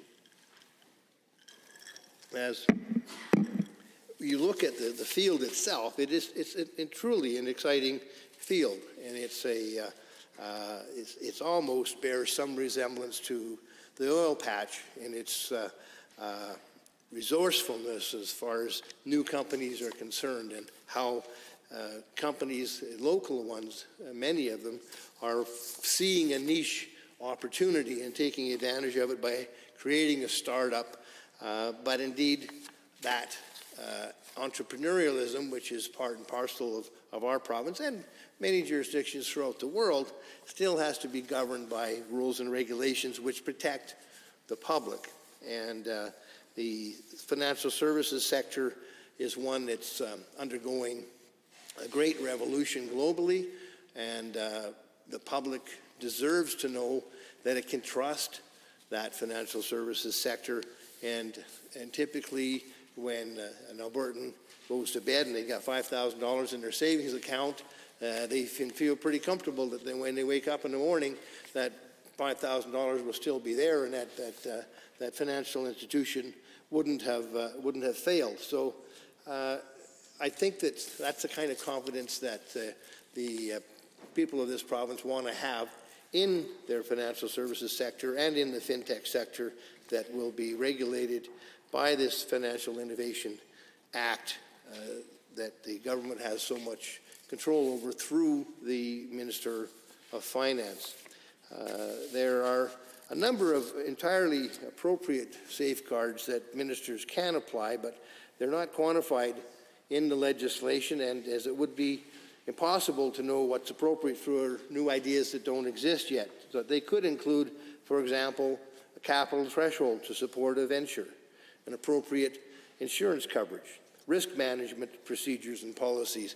And certainly, Madam Speaker, if one is to take even a cursory look at the multitudes of small companies, small startups that have begun here in this province and around the world to identify and then serve a niche sector of the financial services sector, it certainly begs to be properly regulated so that people are protected.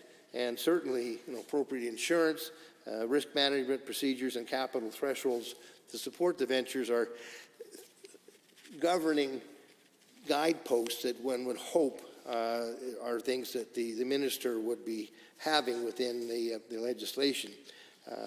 Finally, Madam Speaker, any certificate issued by the government would be made public in this case, and if the regular, for example, the Superintendent of Financial Institutions of the Treasurer Board and Finance, finds that any company breaches their terms, the fines are up to $100,000 for a first offense, $200,000 for a subsequent offense. Now, it's been legislation that's been received warmly by a broad cross-section of people in Alberta, but indeed the intent is, of course, to provide comfort in actually its implementation as we progress through the period of time that we have right now, where I wouldn't describe it as a Wild West, but it certainly is a very, very effervescent field in financial services. It's exciting, and there's tremendous business opportunities that exist, but it's a realm where we want to make sure that while not deterring the entrepreneurial activity, you also want to make sure that there are sidelines and goalposts that are not breached. And the minister has tremendous scope and power in this legislation and discretion, which I think may be beyond what the minister should be exercising in the regulation of this new industry. Now, another element that we seemingly have come to the surface regularly when we speak about a financial services sector or any sector that has clients and collects data. The real estate industry was no different when I was working in it. You had many, many rules around the protection of data and the privacy of your clients.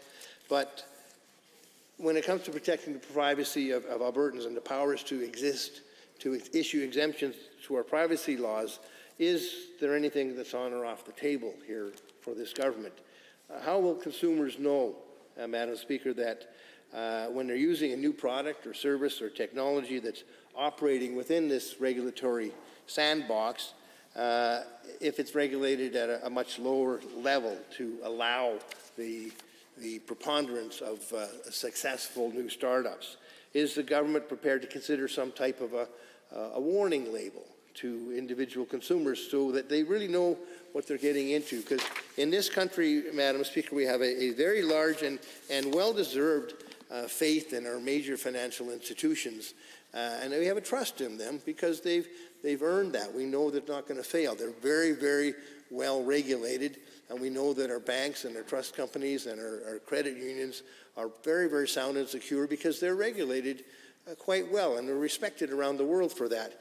And that's a type of faith and confidence that we need to ensure Albertans have, and those investors from outside Alberta who want to come invest in these startups, they must have that faith and confidence in these startups because of the regulations that govern them. And that's what I hope we don't lose by having too much discretion given to the minister in applying the regulations to these startups in this new regulatory sandbox, as it's called.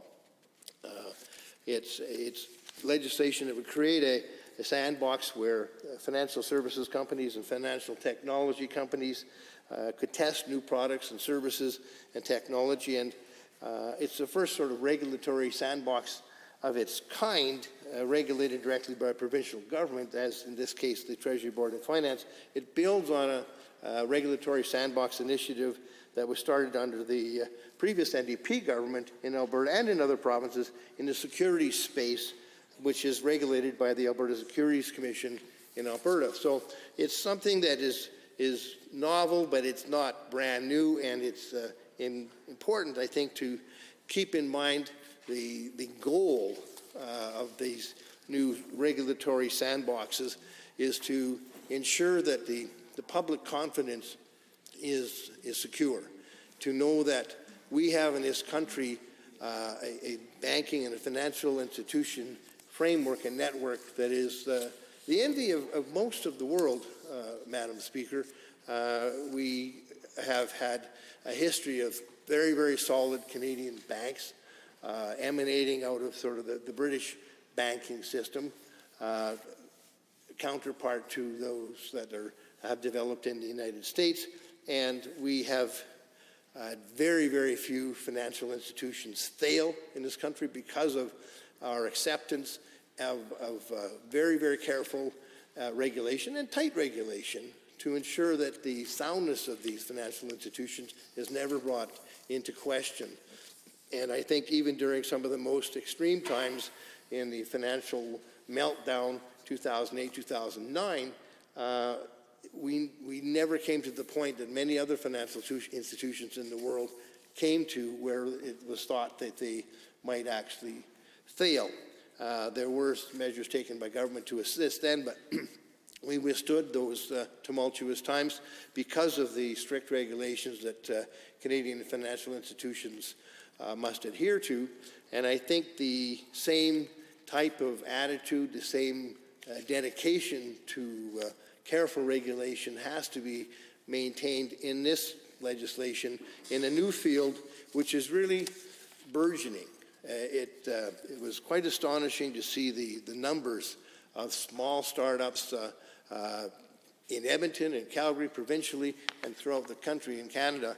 We're not talking tens and 20s, we're talking hundreds of small fintech companies, small startups. Of course, with the startups, Madam Speaker, as in any business, you're going to see significant failures. Some of them just won't get off the ground. Some will get to a certain level and fail for a variety of reasons. Quite often scaling up is a difficulty. But indeed, all the more reason for the government to be very, very careful with legislation regulating this new sandbox that the new exciting companies will be playing in. But it's serious business because we're looking for investment.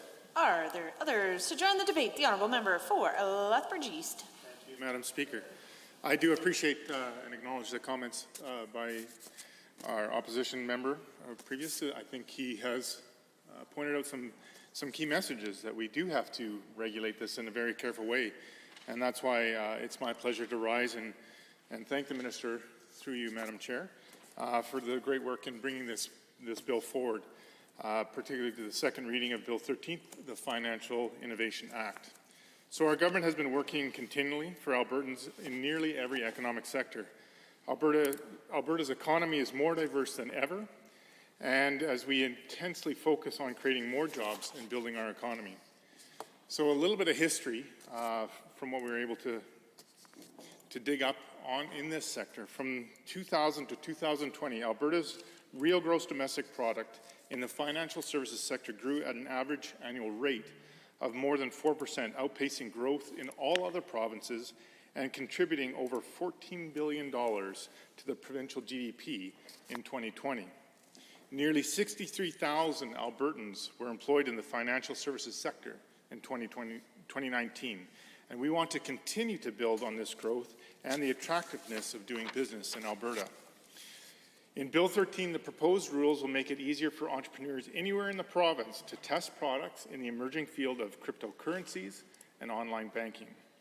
If passed, this bill would set up what is known as a regulatory sandbox, allowing companies under strict government supervision to test new programs and products with temporary exemptions on select regulations and requirements.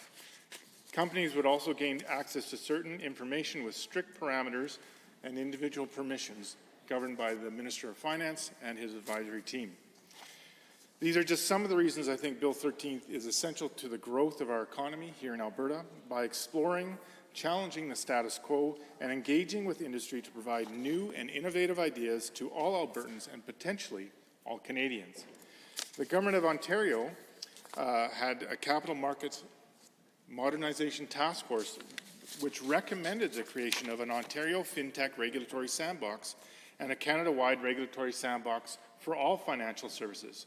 So this idea isn't only being considered here in Alberta. This regulatory sandbox is already being used in various industries and sectors worldwide in places like the United Kingdom, the United States, particularly the states of Arizona and Wyoming, Hong Kong, and Australia. The regulation helps create tech jobs and keeps these regions at the forefront of cutting-edge financial technology, which also attracts world-class companies and minds searching for new ideas. So no other Canadian province or territory has yet established a regulatory sandbox for the finance and fintech sector, but Alberta seeks to be the first. Regardless, the Canadian Securities Administrator, the CSA, in partnership with the Alberta Securities Commission, the ASC, established their securities-related regulatory sandbox in 2016.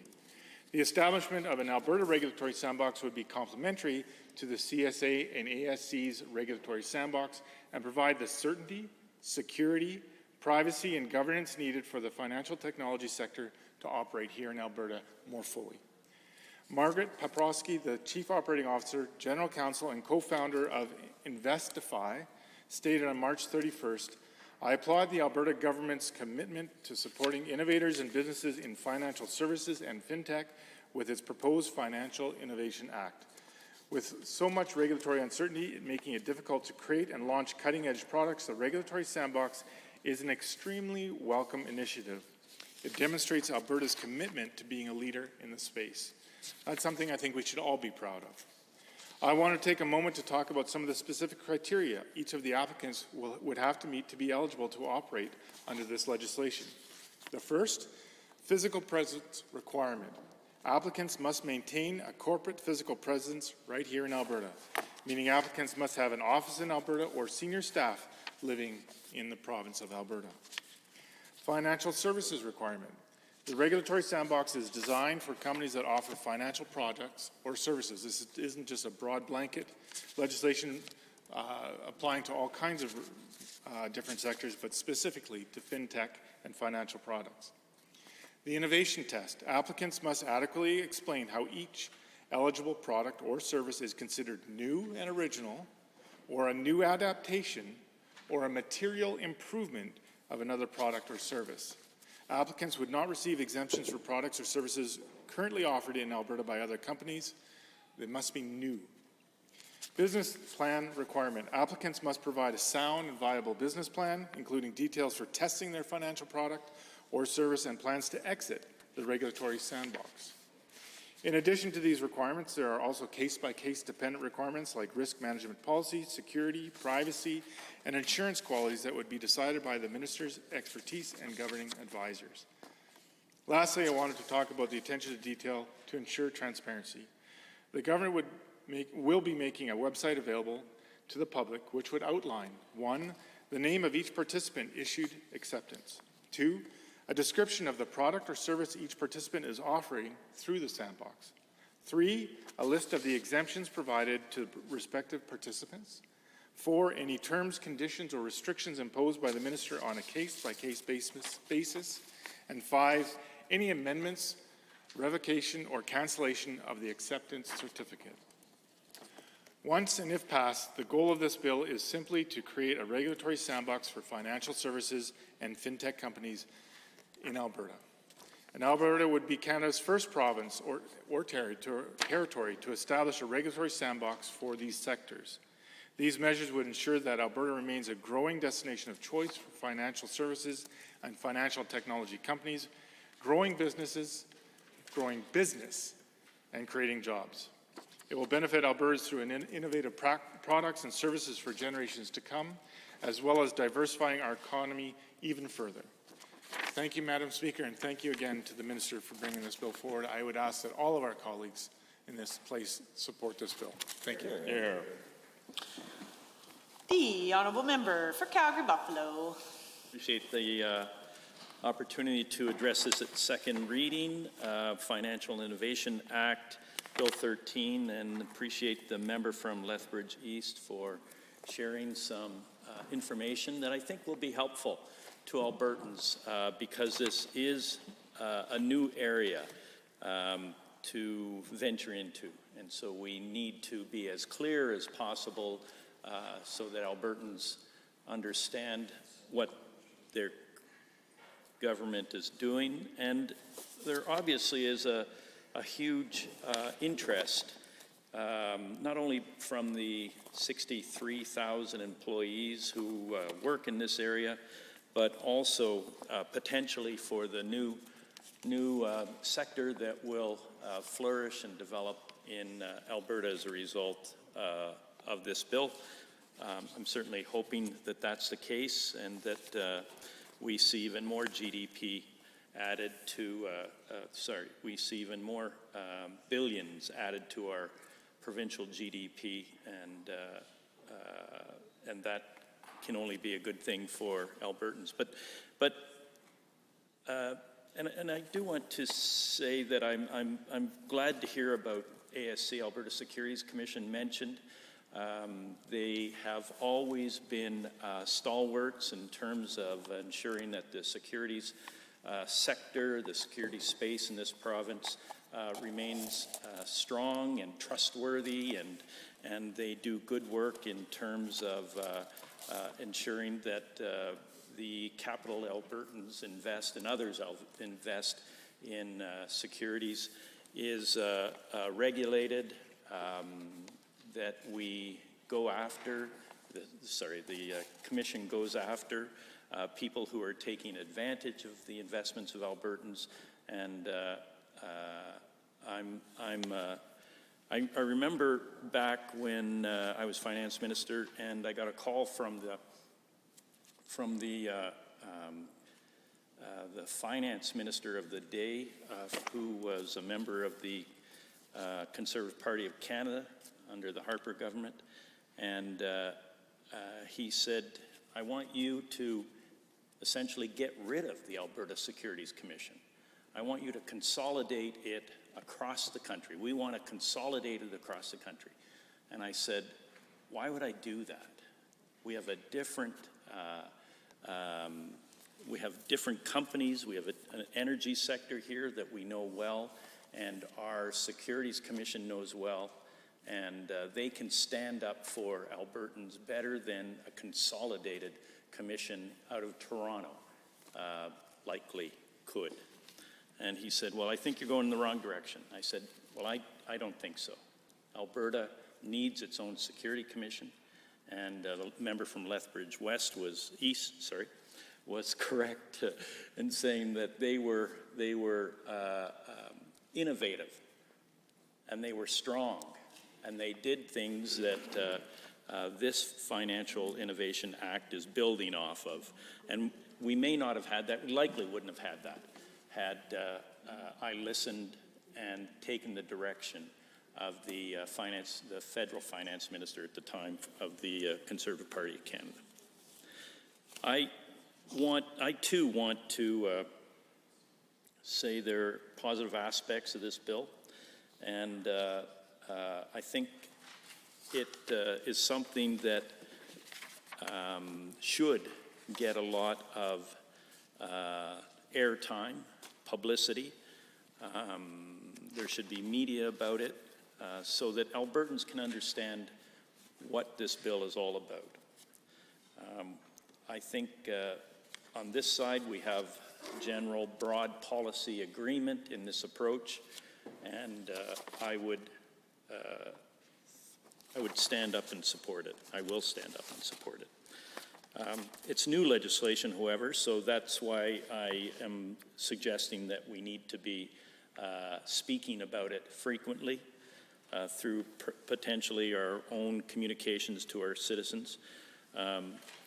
Because where it is a regulatory sandbox, that's new terminology for Albertans. I think it's a place where new products and services and technology should be tested so that we keep essentially a bit of a tighter grip on it initially, and so that it proves itself over the long term. And I do think it's important that there be the necessary expertise, whether that be in Treasury Board and Finance and bureaucracy, where this initiative can be understood, transparently worked on, and ensured that we're not going down the wrong road. So for the kinds of exemptions that will be sought out by companies that want to work in this area, they are significant in number. And so we need to ensure that the decisions made in this area, because they're not unsubstantial. I mean, they're in the following acts: the Loans and Trust Act, the Credit Union Act, ATB Financial, Consumer Protection, with the additional approval from the Minister of Service Alberta in that area, Personal Information and Privacy, with additional information approval from Information and Privacy Commissioner, the Financial Consumers Act, and other acts that could be added via regulation at a later date. So the member from Lethbridge East talked about how entry into the sandbox can take place.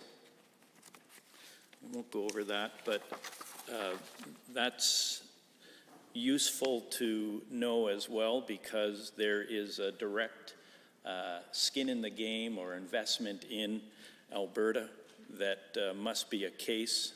They must make it in terms of making a business case for participation in the sandbox. The information about the exemptions that are granted, I think it's necessary that that information be clearly laid out in terms of the conditions and the restrictions, et cetera, et cetera, et cetera, as well as an expiry date, so that Albertans can know what decisions are being made on exemptions that other businesses have to meet or not get exemptions for, but in this space, they're granted. So Albertans can, on their own, can come to some understanding if there is a additional, I guess, benefit for the entrance into the sandbox for Alberta. And I wonder about the size of the offenses, the penalties, fines for offenses, with $100,000 being for the first offense and $200,000 being for any subsequent offense, when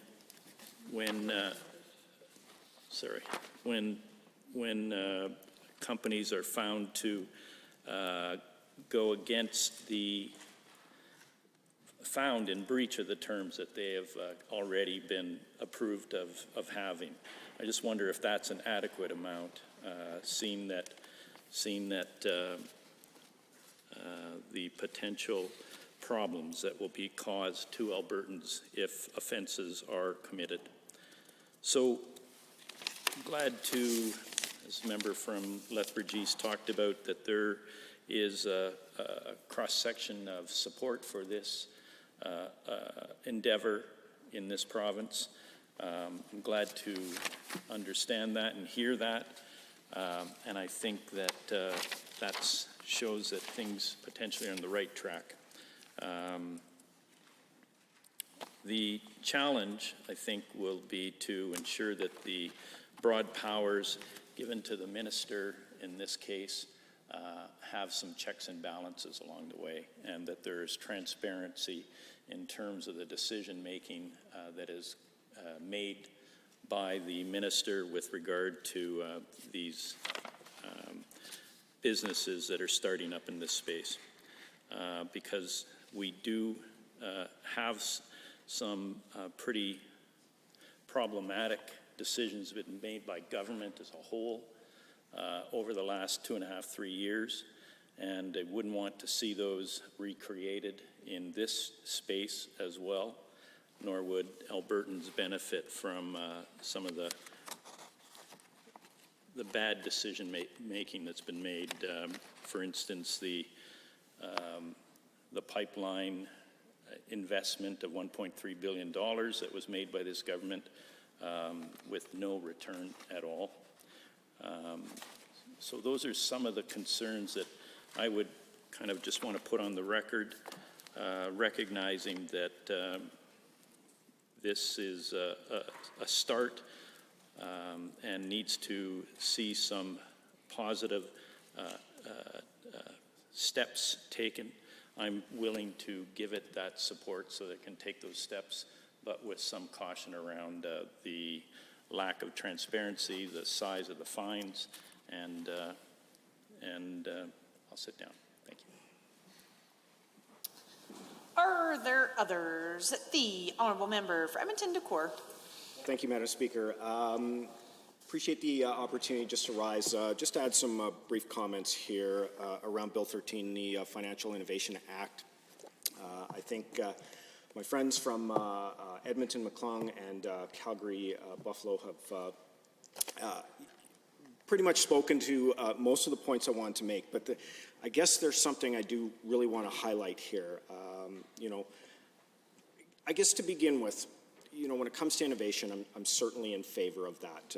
Getting a chance to do new things, cool things, that makes things easier for people. That's always a desirable effect. And of course, when those things do go sideways, and you can certainly ask my wife this, when she doesn't get the services that she's expecting and certainly that she's paid for, I could probably go up onto the roof of my house and find a few missing shingles because of those cases. And so I don't think there's anything wrong with Albertans demanding a certain level, even when we're talking about a potential new innovation, say for instance around financial services, which is what Bill 13 is starting to enable here. But as my friend from Calgary Buffalo had mentioned, the one concern I do have in this bill is around the great leeway that this bill does grant the minister.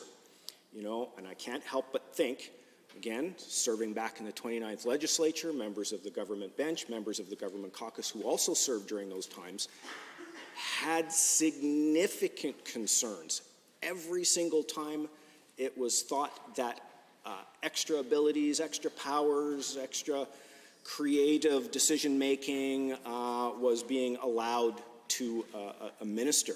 And so I can't help but wonder what would members who had served back at that time would have thought when reading through Bill 13, because those are some of the concerns I have. Because really at the end of the day, what you're asking members of this House and quite more broadly, the public in general, trust us. Trust us to get it right. Well, here's my concern with this, Mr. Speaker. You know, trusting the government, trusting the Premier, I trusted the Premier to disclose his donor list. We see how that worked out. Albertans trusted him to disclose his donor list, and that never happened. You know, the government had said, well, trust us, we're going to give this big corporate tax giveaway, and it's going to create 100,000 jobs, and it's going to fill the business towers. That kind of fell up a little bit short to the Minister of Municipal Affairs. You know, they said, trust us on the new curriculum revamp. We've seen how that has gone over with people. You know, trust us to fix the insurance premiums. Those have been running wild. I've got constituents that have come to me that said their auto insurance went up 46%, their condo insurance went up 57%, and yet the Premier went and asked, please reduce the premiums, and he somehow managed to haggle a 3 to 5% reduction after them going up 10 to 30% on average. But there was a trust, and again, my friend from Calgary, Buffalo also mentioned that. You know, we trusted you. You bet $1.3 billion on Donald Trump, and you lost that bet. You know, the government said, trust us to get the word out around our energy sector. It's only going to cost $30 million a year. Bumbled 2 logos, and the biggest thing we have to show for it is chasing after Bigfoot. What's next? Trust us to go after Ogopogo? I don't know. So Bill 13 significantly asks us and Albertans to trust them. So I'm really going to try to encourage the government. You need to work on this trust issue, because it hasn't been going very well for you so far. So I just really wanted to highlight that, Mr. Speaker, at this point. But I think what I will do is motion to adjourn debate at this time. The motion is proposed by the Honourable Member for Edmonton Decor to adjourn debate. All those in favour, please say aye. Aye. Any opposed, please say no. In my opinion, the ayes have it. That motion is carried and so ordered. Under Government Bills and Orders for Second Reading, Bill 14, Provincial Court Sexual Awareness Training Amendment Act 2022. Debate adjourned. Member Loyola. Honourable members, the member for Edmonton Highlands Norwood has risen. Thank you, Mr. Speaker. And it is absolutely an honor to rise in this chamber and to speak to Bill 14, and in fact, I did not get a chance to speak in the chamber yesterday, and so, as is my tradition, I like to just acknowledge all the frontline workers who are continuing to work so hard for all of us, and of course, we are still in a pandemic. So, shout out to all those workers in healthcare, in education, in retail, on the front lines, wherever you are, you're seen and you are valued. You know, I'm actually quite pleased to be able to speak to Bill 14, Provincial Court Sexual Awareness Training Amendment Act 2022, and in fact, to be able to speak to it as the critic for the status of women, because of course it was the Associate Ministry of Status of Women who has sponsored this bill, and so this is a bill that is certainly overdue and a long time coming, and you know, I'm very happy actually I was joking about the fact that I get to speak before the 2 lawyers who are planning to speak, not that I'm referring to their presence or absence, but spoiler, they will be speaking on this bill, and I'm happy that I get to speak before them because I will admit, of course, that my knowledge of the legal system is not quite as strong as the member for Edmonton Whitemud and Calgary Mountain View.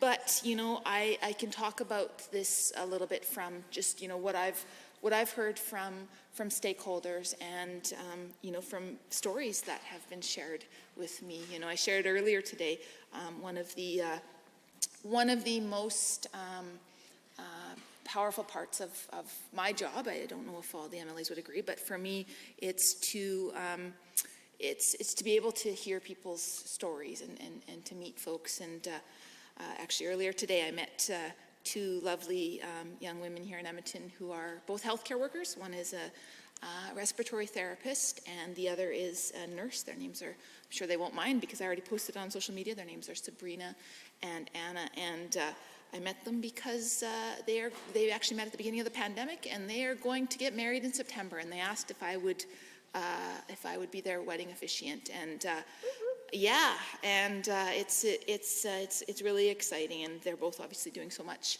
on the front lines of healthcare, and just to be able to meet them. And I tell that story and just, you know, the power of story, because when I saw this bill, excuse me, come up, I thought about the survivors of sexual assault and sexual violence who I've been able to connect with in my role as critic for status of women. And you know, a few stories stand out, but I'll share one, and that's the story of Emma Nikolai Wilson. She actually stood with us when we opposed this government's horrific cuts to victims of crime. She'd reached out to me, and she said she was willing to share her story of sexual assault. And don't worry, I'm tying this back to the bill, and I'm not going to solely use this as an opportunity to remind this government of their poor choices in the past, but to talk about why we need to be taking sexual assault and sexual abuse seriously. And I know no one in this chamber would disagree with that sentiment. Emma is one of the believe it or not, 1.95 million people in Alberta every year who has survived sexual assault or sexual abuse. So basically, I mean, you're talking close to 1 in 2 Albertans that experiences sexual violence of some form, and that is just that's according to data from the Association of Alberta Sexual Assault Services, and those are just staggering numbers. Absolutely, and you know, we know. One of the significant challenges when it comes to sexual assault and sexual abuse is that numbers show roughly only 5% of survivors in Canada report the incident. And so you can't even imagine how many people are struggling, suffering in silence. And so, yeah, so I think about people like Emma who shared her story with me. I can think about others who've shared their just incredibly heartbreaking stories of sexual violence. And you know, it's on all of us as legislators to hear those stories and to act. And so, you know, this is why I'm happy to see that this government is making it a requirement. For sexual assault training to be for judges to be a requirement. You know, I do want to get on the record though, and as I've already alluded to, I know my colleagues will be able to expand on even more detail on some of the concerns that we have. But you know, I saw this actually right away when the bill was introduced as a concern, is that this sexual assault training actually applies to, you know, future judges. It doesn't apply to sitting judges. And I think what the government said in response is that they're hoping that sitting judges will get training through existing education plans. And while it's hard, so you know, they're kind of justifying that they'll address this eventually. But I think it's hard to trust that will in fact be the case. And again, I can come back to the example of victims of crime and the slashing of those funds, and being told as an example there that oh no, survivors.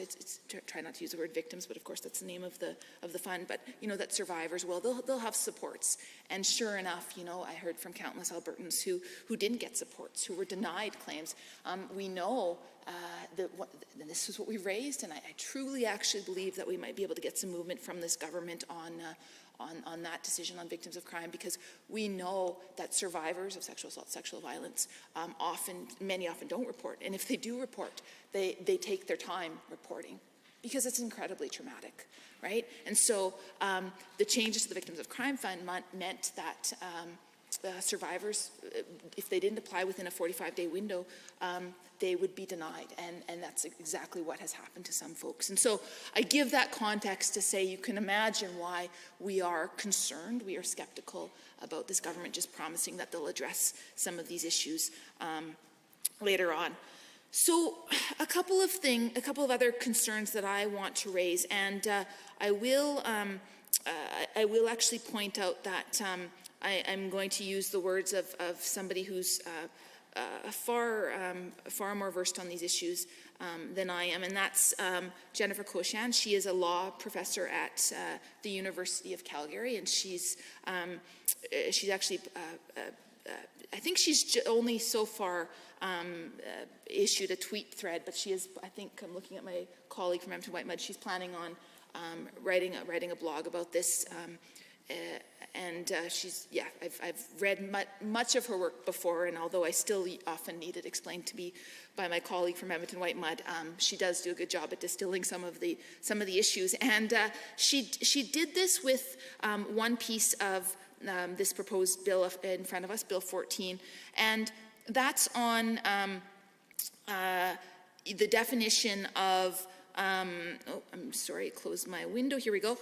Social context. And so this bill, Bill 14 that we have in front of us, is built on some of the work in federal Bill C3. In Bill C3, they explain social context to mean, or to include, education on systemic racism and systemic discrimination, as well as myths and stereotypes associated with sexual assault complainants. And I can share that with Hansard because I am quoting her tweet directly. So one of the issues that we see here in Bill 14 is that this term is not defined.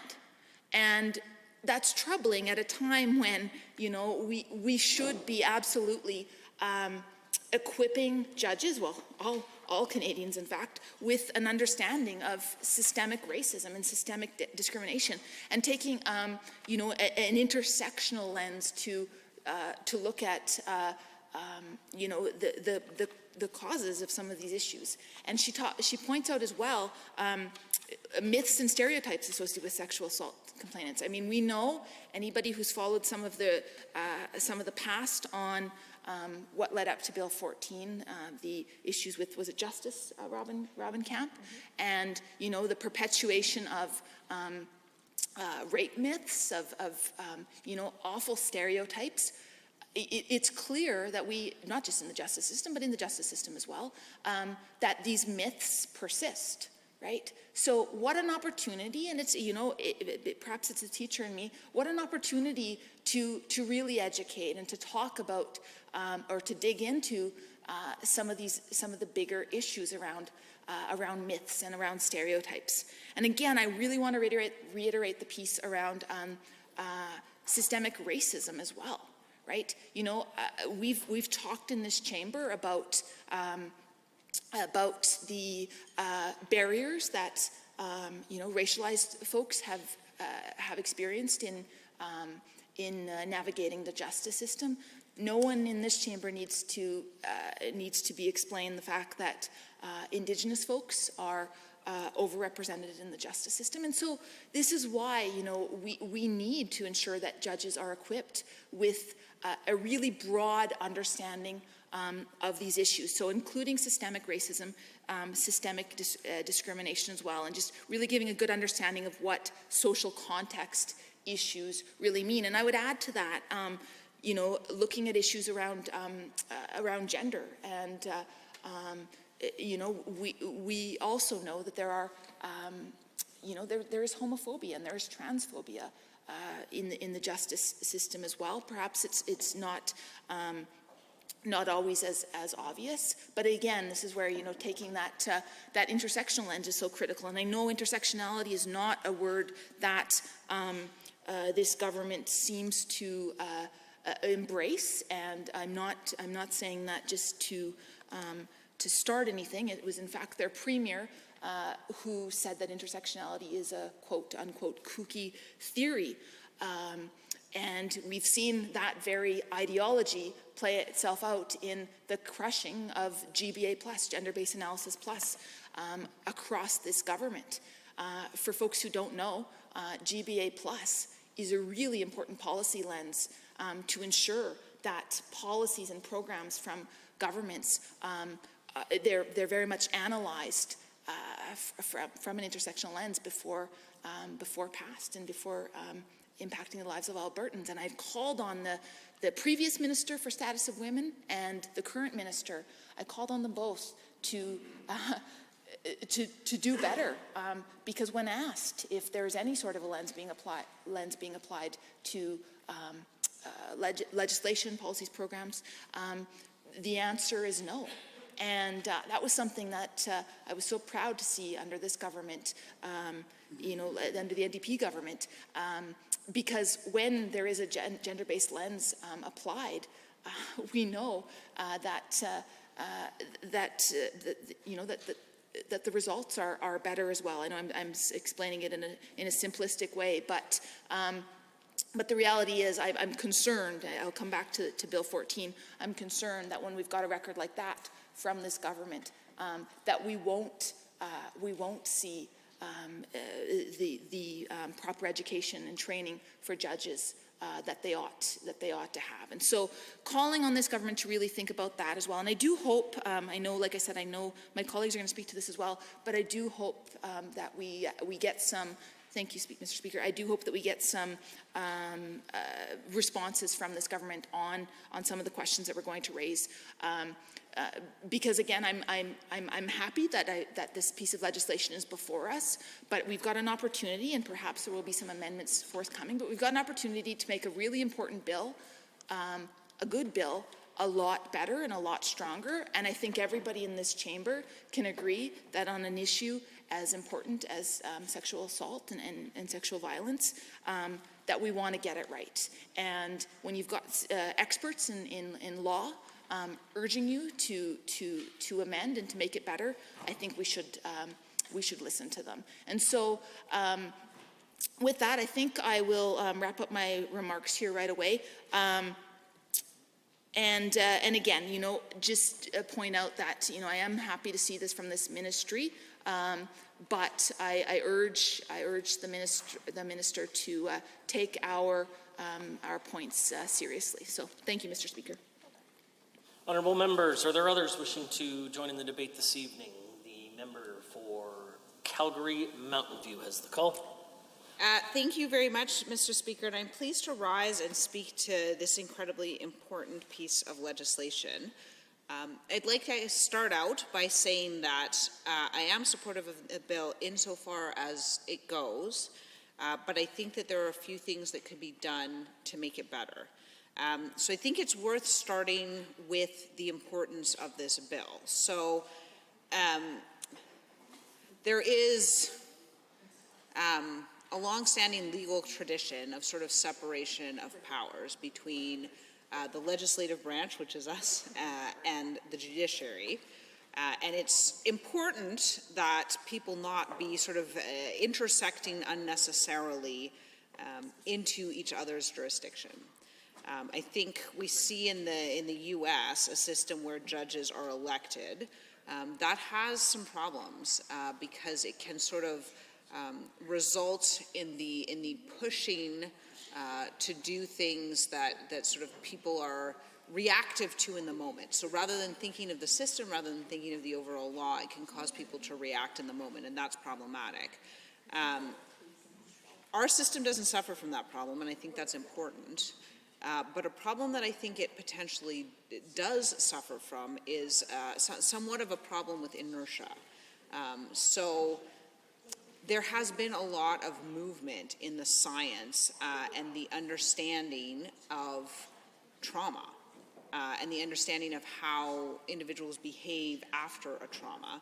And I think that while the law itself has done a good job of keeping up with that, we need to make sure that the people who hold the discretion of the application of that law, in this case judges, are keeping up with the advances in the law. And so the law has been clear for a long time that certain myths and stereotypes are impermissible. And that a judge cannot use those things in their reasoning. So questions about, why didn't she report it right away? Why did she put herself in that situation? Why didn't she wear a longer skirt? Those pieces of analysis aren't allowed anymore. Unfortunately, some of those myths stay with us in society and have followed us to the justice system, and that is incredibly problematic. So it is very important that we make advances in this way. And I will give credit to the provincial court. I know they have done a lot of work around offering this training and ensuring that all of their judges are in a position to take it. And there are some systems in place to deal with problems that arise. So I obviously got a very sort of up-close and personal encounter with this when I served as the Minister of Justice in this province. I received a letter from several professors, several of whom had actually taught me, about a case that had occurred before the Provincial Court of Alberta, in which a number of those myths and stereotypes were used in the reasoning. And that was incredibly troubling. The transcripts were long. I read them in detail. And I ultimately took a very rare step, potentially unprecedented in the history of Alberta, of writing to my federal counterpart to make a complaint with respect to that judge. And the reason for that is that the treatment of the victim in that instance by the justice system was deeply inappropriate.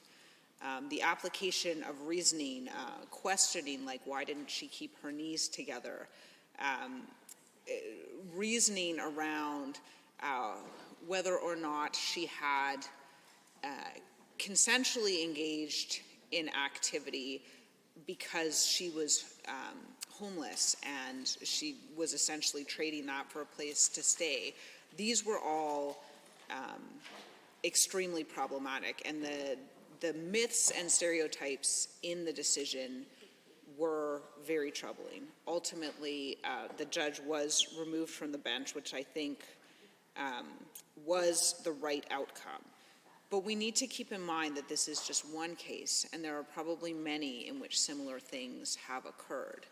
And even when we're talking about cases, we're talking about a very small fraction of the sexual assaults that are actually occurring out there, because the evidence is quite clear that women do not report. And they don't report in part out of fear for how they will be treated by society and how they will be treated by the justice system. So there are a lot of problems, and this is definitely a solution to one of them. So I don't think it should be understated, the importance of this. However, I think that by itself it is insufficient. So one of the things that happened early on in the UCP's tenure is that they made changes to the Victims of Crime Fund, changes that I think are extremely problematic. Essentially what those changes did is, prior to that, the Victims of Crime Fund, which is a surcharge placed on, it actually primarily comes from speeding tickets, but basically most financial things that go through provincial court have a victim's fine surcharge on them, and it goes into the Victims Fund. And the Victims Fund is intended to be used to support victims of crime in this province. The UCP changed that, so that was no longer necessary. So now the Victims of Crime Fund is essentially used to fund other projects. Now, I'm not presuming that those projects are bad. Many of those projects are fine, but those should be funded with government funds, because the result of these changes is that a large portion of the fund is now going to fund government services and not going to victims of crime. And the government actually refused at that time an amendment that would have ensured that at least a certain portion of the fund was reserved for victims programming. So the result of this is that the funding that goes to groups that support victims has been decreased when in fact it needed to be increased. And victims have been denied benefits. So one of the ways in which this happens is certain streams of benefits have been cut off, so that's extremely problematic. Another way in which this has happened, and this is important when we're talking about victims of sexual assault, is that they have put in place a time limit of 45 days. The victim has to apply to the fund within 45 days. I don't know how many members of this House have had this misfortune of knowing someone who has been the victim of a sexual assault, but 45 days isn't enough time. People are still processing their trauma and what has happened to them, and they may not choose to come forward in that amount of time. They may need longer than that. And in fact, I believe that these victims who have survived a sexual assault, we're talking about people who have survived a sexual assault, they have had agency taken away from them in a very deep and personal fashion, and we should give them as much agency over how they process that as we can. That was one of the reasons why when we were in government, we removed the limitations period on their ability to sue in civil court. So the civil process, you can now pursue at any time, so that people are not forced into making that decision by an arbitrary timeline. They have the time to process it in whatever way they see fit, and then they are able to come forward when they choose. And having this 45-day limit on the application is extremely problematic. Now, it wasn't a lot of money that people got. Maybe enough to cover, some portion of the counseling they needed, or to take some time off work just to emotionally process what had happened, or maybe even to pay for a course they had to withdraw from at school because they just weren't able to cope in those circumstances. So it wasn't a lot of money, but it was meaningful, and it was something that we could do for them. So I think that that's a big part. And so I think that this, without reforms to that Victims of Crime Act, is not sufficient on its own. I think another thing worth noting are a couple of issues with the bill itself. So one of the questions that we've had sort of around this is about definitions of terms. So it requires education in sexual assault law and social context issues. Thank you, Mr. Speaker. I've already gone on longer than I intended. So social context issues is a term that is taken from federal legislation. And in federal legislation, social context issues is defined. And the reason I think that that is important is because it is defined to include systemic racism. And that is important. I think it is important that we put into legislation the requirement that some of the training be around systemic racism. Because, certainly in my experience, many lawyers don't even really understand what that means. Many lawyers still think, and many justice system participants still think that when you say systemic racism, what you mean is the individuals in the system are racist. And that's not what it means at all.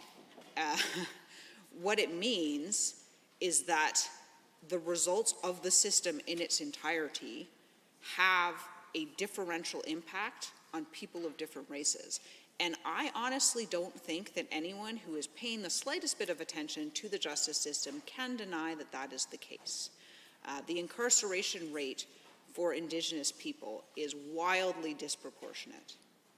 And that is a result of the systems, because what else can it be a result of? If you are getting an outcome that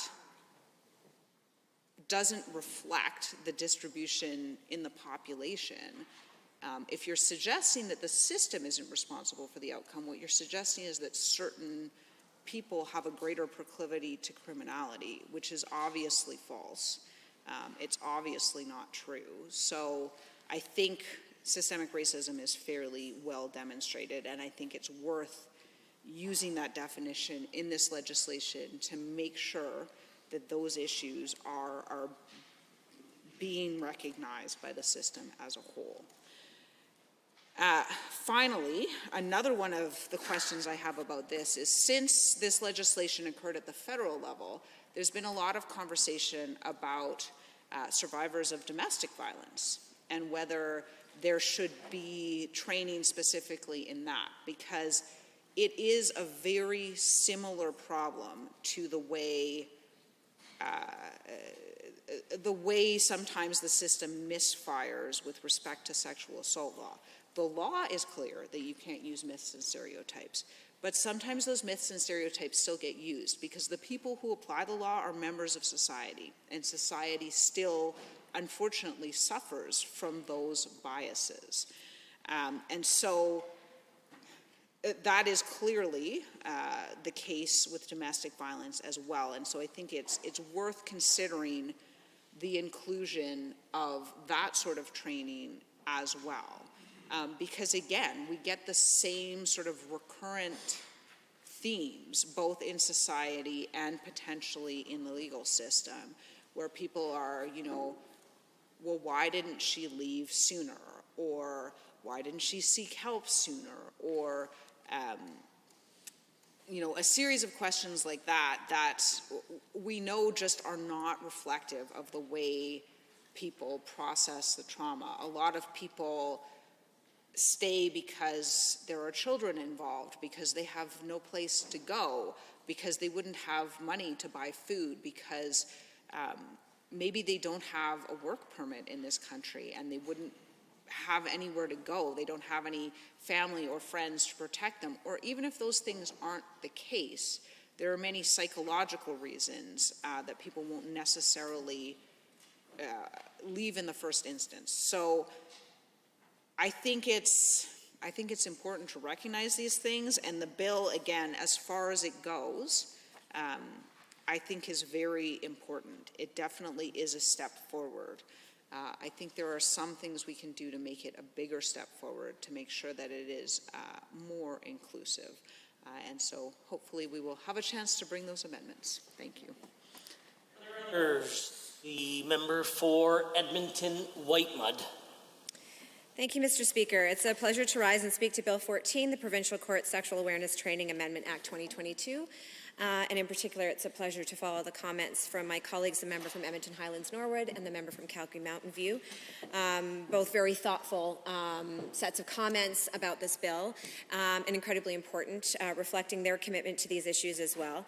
I want to begin by as well expressing my happiness, my pleasure that this bill is being brought before this legislature to require training around sexual assault and sexual violence for judges. I do think it is important legislation that I believe pretty much, I'm assuming most of the members of this House are going to feel that they want to support. And given the objective of the legislation, which is really to make sure that those in positions of judgment in our court system are operating and assessing their judgment in a way that is free of myths and stereotypes around sexual violence is something that we're all committed to, and I support the basis of this bill. However, as my colleagues have mentioned, there is some room for improvement here, and I hope that the comments that we're making today and suggestions that we're making are met with that spirit of let's try to make this bill as good as possible and really achieve the objectives that I believe we're all committed to in this House. I want to give credit to Professor Jennifer Koshan, who has certainly provided her insight, but she's one of many legal academics, practitioners, survivors of violence, sexual violence, who have brought forward their experiences, and we can learn from that information and those experiences to improve this bill, I believe, to better serve survivors of sexual violence. My colleagues have mentioned a number of them. As indicated, the reason why this topic has got a lot of media attention was because of the comments specifically of an Alberta Provincial Court Judge, Justice Camp, who during a trial on sexual assault in 2014 made a number of shocking comments that revealed not only that myths were still certainly present within the judicial system, but that were actively being applied by a member of the judiciary. And I think we were all rightly shocked to hear some of those comments. I actually have thought about whether or not it's appropriate to repeat the comments, only because I always worry about re-victimizing those who have survived it to have to hear these comments again. But, it is important context to know that we had a sitting judge in the Provincial Court of Alberta who, during a sexual assault trial, said the words, "Sex and pain sometimes go together. That's not necessarily a bad thing," and said that young women want to have sex, particularly if they're drunk. And also said, why couldn't the complainant just keep her knees together? And those words shocked many of us. And of course, it led to an inquiry into Justice Camp and led to this public conversation around judicial training around sexual violence. But we have to be clear, as my colleague, the member from Calgary Mountain View, indicated, this was a high-profile case. The concern is that this may have and likely is occurring more often than we know about. And I'm sure there are many practitioners of the bar, many survivors of sexual violence who have experienced this. And sometimes it's as obvious and as explicit as these comments, and sometimes it's not. It's underlying some of the decisions that are being made and the judgments that are being made. And so that's why we talk about this now. And it's a good thing that we're talking about it, and it's a good thing that we're bringing forward legislation to require judicial training around this. However, there's room for improvement, as I mentioned. So, as noted, Bill 14 does indicate that newly appointed judges, or nobody may be appointed as a judge unless that individual has completed education in sexual assault law and social context issues. I echo the comments of my colleagues that we should follow the lead of the federal legislation, Bill C-3, which does actually provide a definition of social context, because that is a very broad term, and upon just reading it in this legislation, in this bill, it's not clear what's meant by that. And I think it is important to be clear what we're talking about, since we are saying that newly appointed judges must receive training in this area. What do we mean? Training in what? And so I think it's important for us to consider amending this legislation, if that moves forward to Committee of the Whole, to consider adding a definition of social context issues that mirrors, unless there's other feedback as to how it should differ, but I believe I support the definition in Bill C-3, which talks about looking at systemic racism and systemic discrimination. I believe that's incredibly important because, as my colleagues have noted, intersectionality is a key piece of sexual assault and sexual violence. I think we only have to think about, for example, another shocking case, the Gladue case, which was an Indigenous woman, where there was actually a debate. I mean, this woman died as a result of very violent activity, and there was some suggestion that she consented to it.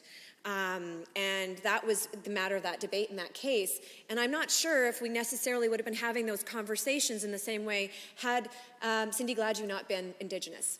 that underlies so much of the discussion that happens around sexual violence. We also can't ignore that women with disabilities are actually at higher risk of sexual violence as well. And in fact, I note that the member from Calgary Mountain View mentioned, if any of us in this House have the misfortune of having known somebody who has been sexually assaulted, when actually the statistics show that not only do we know somebody, all of us in this House, who has been sexually assaulted, that there is a chance that 30% of the women in this assembly have been sexually assaulted, because the statistics show that women over the age of 15 in Canada, almost actually close to 39% have reported that, or not reported, they report not necessarily to the police, but they have indicated that they have experienced sexual assault. So this is not an uncommon issue. It's incredibly common. What is uncommon is actually that it gets to the courts. Only about 5% of sexual assault cases actually end up being reported to the police, and then even fewer than that move on to the court system.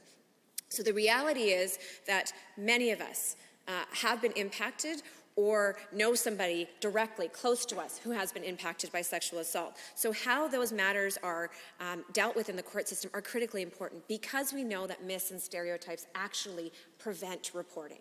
They actually, it is very much that fear of being judged when you go into the space, that all of the rape myths that many of us unfortunately have heard before, how the woman was dressed, was she intoxicated, what was her past sexual activity, all of those things are not only sometimes explicit but very implicit in some of the decisions that are being made. And that discourages women from actually reporting.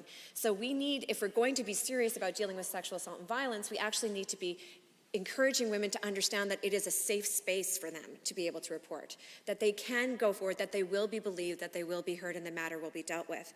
So certainly we need to be clear that we need to make this legislation as good as possible, but this is only one small piece of addressing it. So I encourage that we consider moving forward by including a definition of social context to address those systemic racism issues and systemic discrimination. I also note that the federal Bill C-3 also, when it talks about the judicial training that's required in sexual assaults, it actually indicates in the legislation that sexual assault education training must be developed in consultation with sexual assault survivors and persons and organizations and groups that support them, as well as in consultation with Indigenous leaders and communities. I think that's a really important piece, because when we're talking about sexual assault training and education, again, what do we mean by it, and who's going to be involved in the development of that training? So I think that's something as well for this House to consider. I also want to note that Bill 14 as drafted only applies to individuals who may be appointed in the future as judges, or those who are currently on the eligibility list. It does not mandate sexual assault education training for existing judicial members.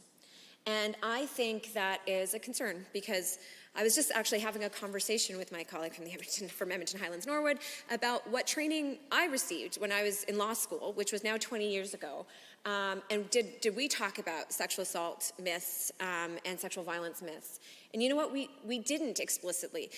Sometimes it was brought up by the nature of, depending on the professor and depending on the nature of the cases that were brought up, and sometimes the conversations in classes, that conversation happened. And we did discuss it a little bit, but it wasn't actually part of our training to become lawyers. Now, I'm not familiar whether or not that's now required. I hope it is certainly part of at least the criminal law and family law courses, but certainly there are many sitting members of the judiciary who have not had any exposure to training around sexual assault and sexual violence. And I think that we can certainly consider in this bill the potential for requiring an undertaking that they do some kind of training like that. I also want to pick up on pieces that were brought up by Jennifer Cochon around similarities around domestic violence.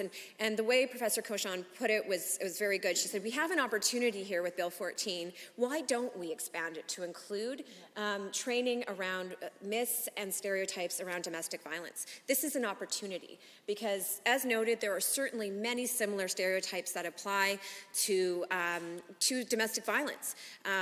You know, we've all probably heard them or read stories about them where there's this implied sense of, well, if a woman was really being assaulted or there was really domestic violence going on, why did she stay, right? And or if she fought back, maybe it wasn't so bad to begin with.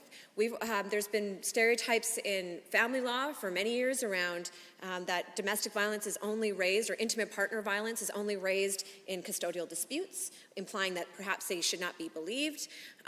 So there are many myths and stereotypes that apply in the domestic violence context that we have an opportunity to address here as well.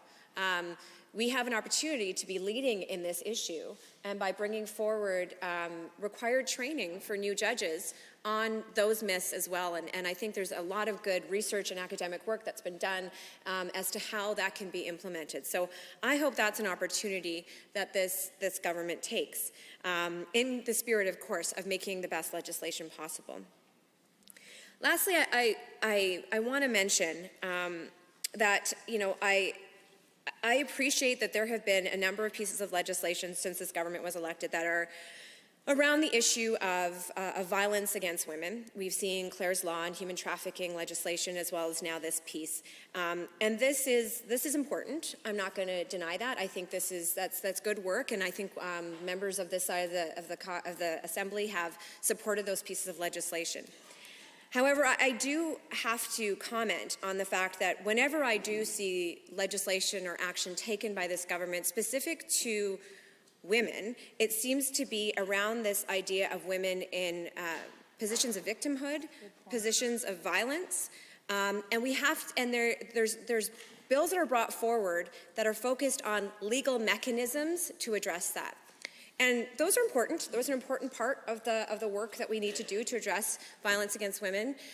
However, this government also continues to ignore the other factors that lead to both physical, financial, and so many other types of insecurity for women. And those issues may not be within the law and order framework of addressing this government's, I guess, predilection to go towards, but certainly they are equally as important in addressing issues of violence, and also to treat security of families and children and women as a whole. So we can't talk about family violence or sexual violence without also addressing issues of poverty, without also addressing issues of access to affordable quality childcare, which gives women the security and independence to be able to work, to go back to school, which sometimes gives them the ability to leave violent situations. We can't talk about addressing violence against women without also talking about drug poisonings, without talking about housing insecurity and food insecurity, because all of these factors lead to situations where women are not supported and don't have the ability to be able to leave violent situations, whether that be domestic or intimate partner violence, or whether that be sexual violence. So I appreciate the efforts that are made to bring forward law and order type of measures. This is a good bill. It can be better. But we cannot ignore all those other pieces that provide women the agency to be able to speak out when they experience violence, and to also experience independence so that they can extricate, but also not to have to be in situations where they are facing violence. So I'd like to encourage this government to look at this issue a little bit more holistically than only about law and order preventions. We have to be talking about poverty and financial security. When I read the reports of children and young people who have been in the child intervention system and died from care, these issues are prevalent throughout. So I encourage this government to consider these issues and to look at the issue more broadly. Thank you, Mr. Speaker. Members, Bill 14 for second reading. The member for Edmonton to Court. Thank you, Mr. Speaker. I really appreciate the opportunity this evening to rise and to add a few comments. Like my friend from Highlands Norwood, I now get the opportunity to try to follow up from two amazing colleagues who are lawyers. So frankly, Mr. Speaker, it is a little bit intimidating, to say the least. But so far this evening, I've heard some very, very great discussion about this bill. And it got me to thinking here just a little bit. And I feel like there's something I need to, I don't know if it's get it off my chest or have it come out from my heart. You know, listening to the story, of this judge, the decisions the individual made around a case, and hearing about, the comments, well, why didn't she keep her knees together? Mr. Speaker, this is the 21st century, and quite frankly, I don't understand why some men can't get their big boy pants on and start owning up to the decisions that they make. But more importantly, when are the rest of the men going to step up and call them out for it? That's the big hurdle there. So, I really believe, I guess this training I'm hoping will help, but there's a broader message here that, as was said, that kind of systemic issue, that the societal issue. Well, she made me do, that's ridiculous. You decided. Start owning up to it, and the rest of us need to call those individuals out on it. So I'm hoping that maybe within my lifetime, maybe we'll see that societal shift. And so I guess one of the things that I wanted to briefly comment about on the bill, I agree fully with both my colleagues. We have a good bill here. I think it can be better. We have some opportunities here. And so, the bill suggests that we train judges going forward. So if I can be quite frank, Mr. Speaker, not good enough. Okay? We also need to train the judges that we have here currently right now. Everybody's seen these videos, in the courtroom, these ridiculous outbursts that we've seen on cases. It's unacceptable. And so we also need to deal with who we have right now. And here's how I kind of, again, not being a lawyer, not having the opportunity to participate in that world, I have to try to relate it a little bit with my own. So before my life as an MLA, I was responsible as the co-chair of the Health and Safety Committee in my workplace. I was also responsible for all the training of anybody who was going to operate power equipment within the plant. And so that included a forklift, a power jack, anything else that required, moving stuff around. It wasn't enough for me to just simply train them once and then that was done. We had to renew that training on a regular basis. Now, here's the thing. I found that there were times where when I've retrained individuals on a forklift and then they go to do the test again, they're doing some strange things that I never taught them to begin with and were not acceptable. And actually, there was even one time where an individual that passed the training with flying colors, a month later, I see them in the middle of the freezer spinning donuts on a forklift. I pulled the person's certificate right there. And so I think through Bill 14, we have an opportunity not only, again, to get future judges training, but the current personnel that are available to us right now. But we also need to come up with some kind of ongoing training system on a regular basis to make sure that, A, the information's current, nothing's changed, and that they're still actually indeed practicing what they originally learned to begin with. Because, as I said, all it takes is one to kind of, make all those efforts useless and for all the work that we put in. But it's not enough just to put that in place. there's a responsibility on government to be able to fund that ongoing training as well. And so my hope is that the government is looking at not only actually funding, because we, as my colleagues have pointed out, we've seen some reductions in funding in the justice system. There's a lot of problems right now. I hear it from folks within the system as it is now. You know, there's some trouble brewing, you know, with prosecutors. I'm certainly hoping the government's going to be able to work their way through that so that we don't have any kind of disruptions and any other larger problems. So my hope is that, you know, as we move through the process of debate, as was mentioned, get into committee of the whole, I think my colleagues have some very, very good suggestions which could make this even better. I mean, let's not just settle for mediocre. Let's, you know, as they say, shoot for the Cadillac. Because by not doing that, we're doing a disservice to Albertans. And the victims that, as my colleagues have pointed out, who struggle for a very, very long time trying to process what they've gone through to finally get to the point where they can maybe tell somebody and seek justice and restoration, only to hit a brick wall once they get to the system, would be just incredibly, incredibly disappointing. And so I do hope that as maybe we craft some of these suggestions, the government will look very seriously at them.